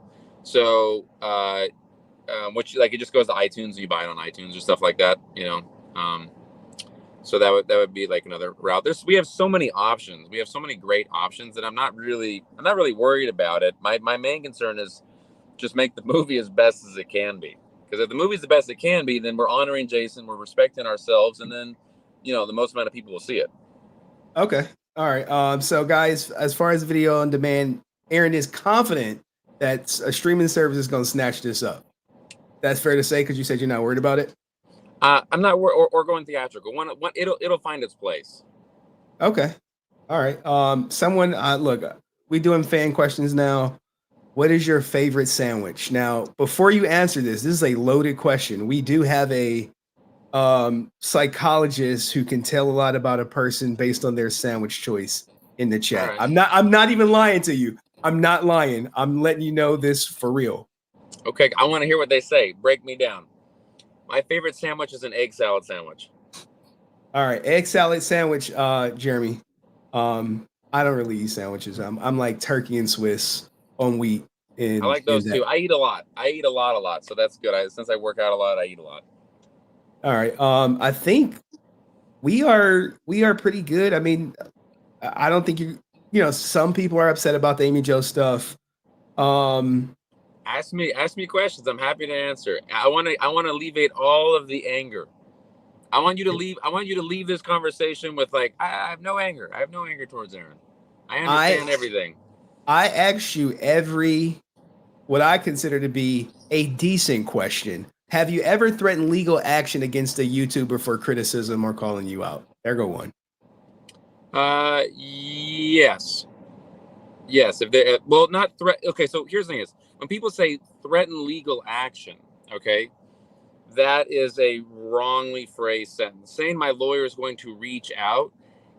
When you say you're going to have your lawyer reach out, it's to make sure that nothing escalates. So if anything, saying my lawyer is going to reach out, you're basically saying this situation seems a little volatile, and I want you to reach out because if anything were to happen, there will be documented stuff. Okay. That's the main thing. But I've never threatened to sue. I'm trying to think back in like my 15 years of history. I don't know. I'll be like, my lawyer's going to get involved just over. And the same thing with Doxy. Yeah. Okay. Go ahead. I say the same thing with Doxy. I was like, I'm going to bring my lawyer involved because it looks like you are doing things that seem a little dodgy to me. I'm not saying like, if you don't take that down, my lawyer's going to sue you and destroy your. I'm not doing that. Okay. He was worried that you were going to strike his channel. Have you ever strike the YouTuber's channel for using your content? No. And actually what's happened is, I know like people do reaction videos, and actually my friend Tyrone Magnus, he's got a really popular channel for reacting and stuff, and he got flagged a couple times for our videos, and he reached out to me and he was like, what the hell, Aaron, what happened? And I was like, I didn't do that. I go, it's just the YouTube algorithm. So then I had to reach out to the people I know at YouTube, and I was like, take off his strike. I was like, I didn't strike him. I go, don't flag him for doing that. I go, it's fine, he can react to my stuff, I don't care. Okay. All right. At the end of the movie, where there be outtakes or other videos of Jason, like a blooper reel that you see. Yeah, because the movie's really heavy. The movie's really the movie deals with like loss and suicide and addiction and misplaced anger. So we want to show like at the end that Jason's actually a very funny guy. He liked to pull pranks on people. He was a load of fun. Okay. All right. I'm reading you guys' questions as they are in the chat. Are you going to drop a new preview of Legend of the White Dragon? Yes. When can we expect a new preview? A month, 2 months? I don't need a date because, I know how it works with editing. Yeah, a couple months. When we drop it'll be the final trailer that we drop. We want to have the movie be done. It'll be like the classic 3-minute trailer, like the full trailer, and it will have a release date attached to it. We don't want to our next big splash. We want it to be like, here is everything locked into place. Okay. All right. Who is your favorite Power Ranger creator outside of me, of course, in Deoxy? Do you watch any other Power Ranger creators? Any fan films, maybe like a Unworthy Productions? I've spoken with Unworthy, and I've spoken with Colin and Dade. They do a different one. I forget what that one's called. But they're all cool. They're all making their visions come to life, and they're getting out there and doing something, which is great. I've watched Legacy of Nerd, and I'm sure I've seen other ones. I just probably don't remember their names. But people, like a lot of people did, like people do reaction videos to my stuff, or they were reacting to the White Dragon action figures, and that's all cool. So Okay. All right. Can you touch on the whole Johnny Young Bosch and why he left Legend of the White Dragon? From your perspective. So I think Johnny has spoken a little bit about this, and okay, so it was partly a scheduling conflict. Okay. It was also, and I know what went on. There was just some issues that happened between Jason and Johnny that they never stopped being friends or anything like that. It was just, there was some issues that came out, and Jason was never mad at Johnny, and I don't think Johnny was really ever mad at Jason. It was just kind of like a mutual. There were just some things that went on where I understand both their sides on that. I can understand why they were both where they were on it. Yeah. But that's kind of why that happened. But Johnny's great. He's super talented. I'd love to work with him again. I'd work with him on anything. I know when we wanted him to come back for the White Dragon when we relaunched it. And he told me, he goes, "I work with you on anything," and then we kind of left it open. And I spoke to him a little bit ago because I was having Pro Tools issues, and I was like, "Johnny, help me out." And he was nice. He took the time to look up how to fix this weird thing, and so Johnny's great. Johnny's super great. It's like when Batman and Superman disagree. You're like, "Yeah, you're both right." It's just, and so that's kind of why that happened. I don't know if that, I'm kind of being kind of vague, but I don't want. Well, no, I mean, Johnny went on to say that I think he said creative differences, and he didn't like the idea of doing a Kickstarter during COVID. He's on the record saying it. I'm not making it up. I think I actually clipped it and put it on my channel because, like I said, we go for the live clips and all that. So that was his reason. He didn't like collecting money during COVID because everyone was broke, and he said creative differences. But he also lamented that him and JDF were cool. I guess they wasn't as close as he would have liked because of the falling out. But it's neither here nor there to me. Yeah, but I'll say on record, Jason really loved Johnny though. Like they have a problem, but he really loved Johnny though. Okay. All right. And I have your sandwich breakdown. Okay. I'm not lying. I told you. Based on your sandwich choice, you are altruistic, ardent, and formalist. And I had to look some of these up. A formalist is a person who adheres excessively to prescribed forms, and ardent is showing or having a warm feeling, passionate, whatever that means. Do you agree with your assessment? And Francis, I need you to come back because I got to leave soon to go pick up my daughter. I guess. I mean, I think I'm warm and passionate. I work outside the box a lot. I mean, people call me an outlier. So, but yeah, I mean, I guess it's all right. I've never been defined by an egg salad sandwich before. Okay. How do you think you fared in this interview? Great. 100%. No. I think it's all subjective, right? I'm sure that, Doxy or someone will take some of these quotes out of context and then slur me like, "Look at Aaron's doing this again. He's such a mean person. I hate Aaron. He's milking everything." I was hoping Deoxy could be here, but he's in Australia. And he said the time difference, and he's actually at work right now. So it's like 6:51 in the morning where he's at. Oh. And where you be at? It's actually 6:51 in the morning. He's at work. Okay. I'm happy to chat with him though. I'm happy for him to ask me a bunch of questions. Well, I'm looking forward to that one too. Will you be at Power Morphicon? Yeah. All right, so Legend of the White Dragon will be at Power Morphicon. We Yeah. do have someone that has some great questions, but they're about to type them down. What is my reputation with you? Have you ever heard of me before? Let me glaze myself a little bit. I had heard of you. Like you never, from my understanding, really ever talked about me or anything involving me. So like it didn't really make its way to me. I heard that you, I know Tammy, you interviewed by Tammy, and worked with Francis a lot. So I definitely had heard of you. And I was okay. I was like, all right, he's asking questions, trying to get to the truth about it.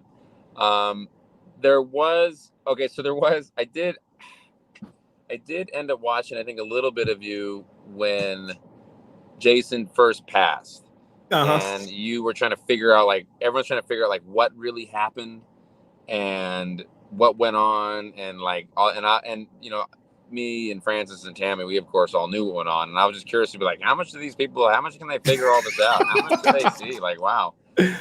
I was digging pretty deep. Which I think you found a lot of it, but not all of it. But that's okay, because that stuff should be kept private. It's funny you say that, because Tony came on my stream and he said certain things need to be kept private. And Yes. And there was a lot of stuff during that JDF stuff that I knew about that I never shared it. I was like, That's good. this takes away from things. This is not relevant. And I've shared it with Francis and some other people. It's like, oh, we're happy you didn't share this. And I'm like, well, it was not pertinent to hey, why Jason took his life. And I do disagree with you that I've said it that I don't think he took his life because people kept taking from him. I think he took his life because he was at a moment of where he felt hopeless.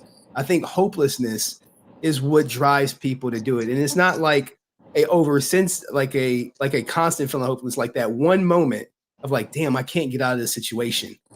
And boom. True, but hopeless is derived from not being watered and acknowledged, and that's what he didn't get a lot of. Okay, I mean, look, I'm not. Who cares? Who cares what I think? I always say that. Who cares what I think? Hey, this is my thoughts. Aaron has his thoughts. I'm not trying to convince him. I care.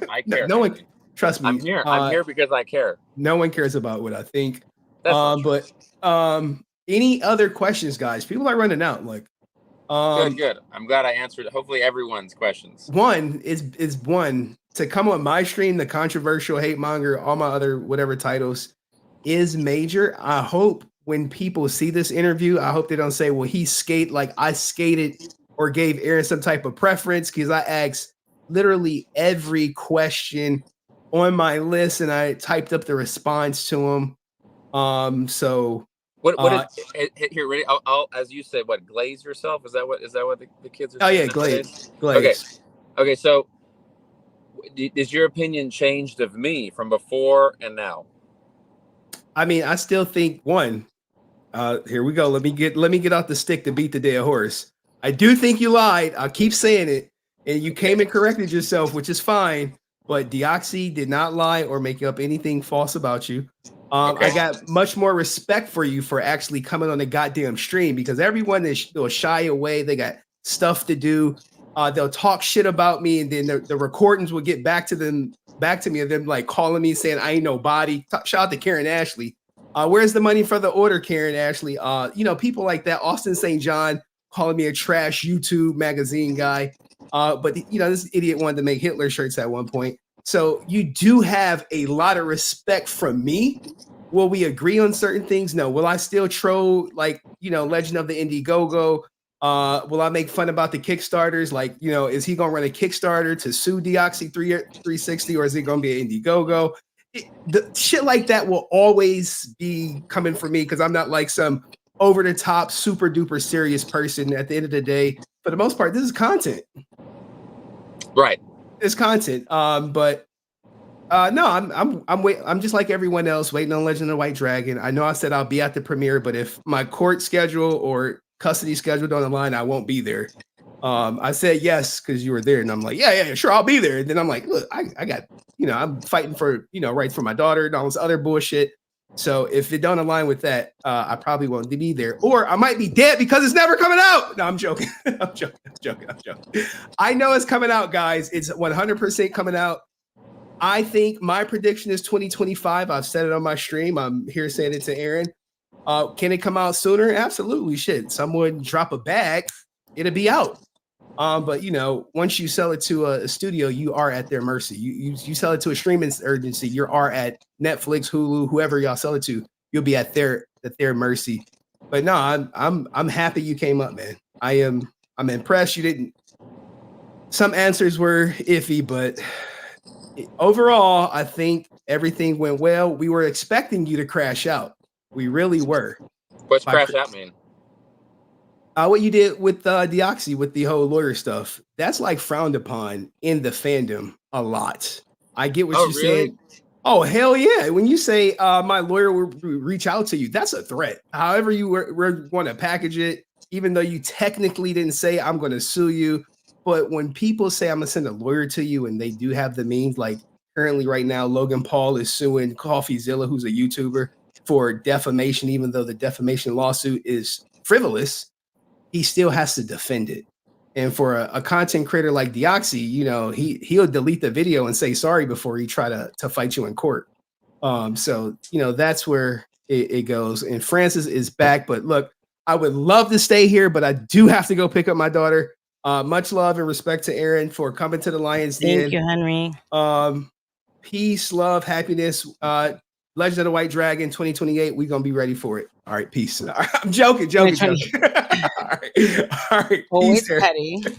I'm Petty Murphy. Good luck, guys. Peace, love, happiness. All right, bye-bye. I actually came on because I know I told Aaron my son is super sick and he's super sick. So what do you? Let's just leave. Like, I know people want to come up. Maybe next time that Aaron has time, we could bring someone, bring people up so they could talk to you. Unfortunately, I can't, and I have to cut the stream short because my son is super sick. And I know, Aaron, I'm sure, I don't know how long you're going to be at your appointment, at your grandmother's appointment. So what did you get from all this? Do you think it was a positive?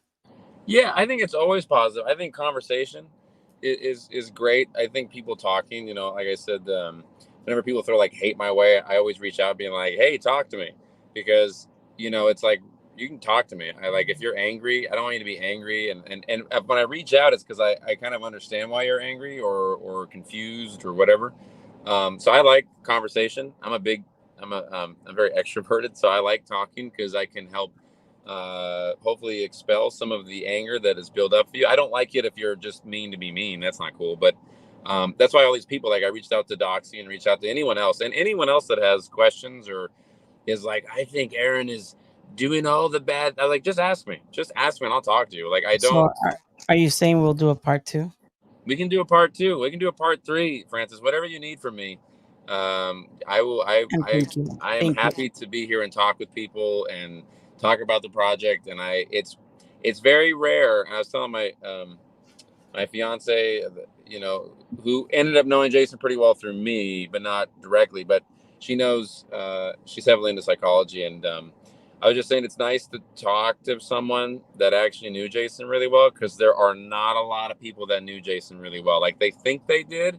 And what's funny is I'll talk with people and I can tell, like, you kind of knew him, but you didn't really know him. And when I talk to you, I mean, like, we're the closest. Obviously, Tammy and Jenna are the closest. They're but when I talk to, they're the main thing. But talking to you, Tony, and Trey, and then of course Tammy and Jenna, it's like, oh, I can tell you, like, because there's a whole level that Jason kept very private and very, to himself, and it's nice to talk to people that really knew Jason, because there aren't a lot of people out there. So I enjoy talking to you about Jason, because I don't really ever get to talk about him, and my dad knew him really well too. Yeah, but, and I think, and I think I'll leave the live with this, at least tonight. Mental health is so important, and men's mental health.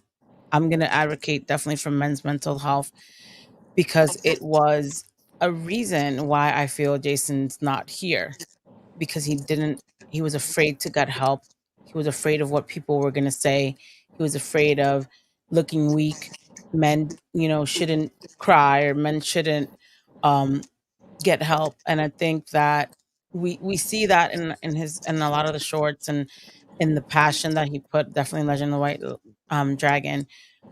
So hearing you say that it's good, like you need to talk, and talking to someone that knew Jason, it's an outlet. I think that a lot of the things that we do are outlets. Sometimes we do have outbursts. We're human. Sometimes we do things that people might not understand, but like I said, remember we were talking, I'm like, I get it. I get how when you lash out and you get upset, I get it. So I think that with that in mind, I think if you're on here and you need help, or you're struggling, or if you feel like you're going off a deep end, please get help. Please get help. And remember that this is social media. Things happen. You're gonna meet people that don't agree with you. You're gonna meet people that are gonna tell you fuck you, or you're a cloud chaser, or like Aaron's milking his friend. Like, come on, that's gonna happen. And I think we have a right to you know blow up and have our our times, right?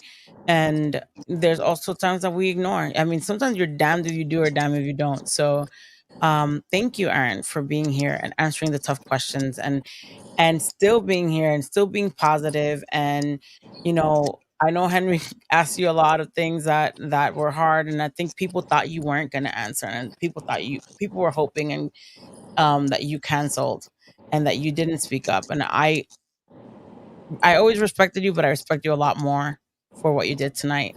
And I think the world, everyone watching, should definitely see that if you were a liar, if you were milking, if you were anything like that, you wouldn't come on. It's different to do a video that you could have been like, stop the video, I'm not doing nothing, or you could have, to be live. It's like live. You know what I mean? Like, you can't run from questions and from people. So um, thank you. Yeah, of course. Thanks for having me. I love talking. I'd stay on longer. It's great. I like to soothe all the I anger. wish I could stay longer. I really did, but maybe I'm gonna be home for a week. I told you, after surgery, so maybe we could set something up next weekend, or during the week, if you have like time that you want to just shoot and talk. I'll throw in a flyer, and we'll head on live. All Okay, right. cool. I'm excited. I'm excited and to talk and all that kind of stuff. So thank you so much for the opportunity. All right, guys. So, Aaron, thank you so much. Let me drop you down. Thank you, guys. Thank you, everyone, for joining the stream. That was Aaron. He was here. He answered the tough questions. He didn't back down. Whether you love him, you hate him, he was here. He answered everything. He didn't back down. I commend him for being honest, and saying things whether people like it or not. You know what I mean? So thank you, and stay tuned. I will. You heard it. He's gonna be back. We'll be back with anything. More questions. Keep your questions. If you have questions, email me, and we'll get it done. So thank you, guys. I'm sorry I can't bring anyone up. I'm really, really sorry. But my son is super sick, and of course he comes first. So thank you, guys, and see you next live. Bye.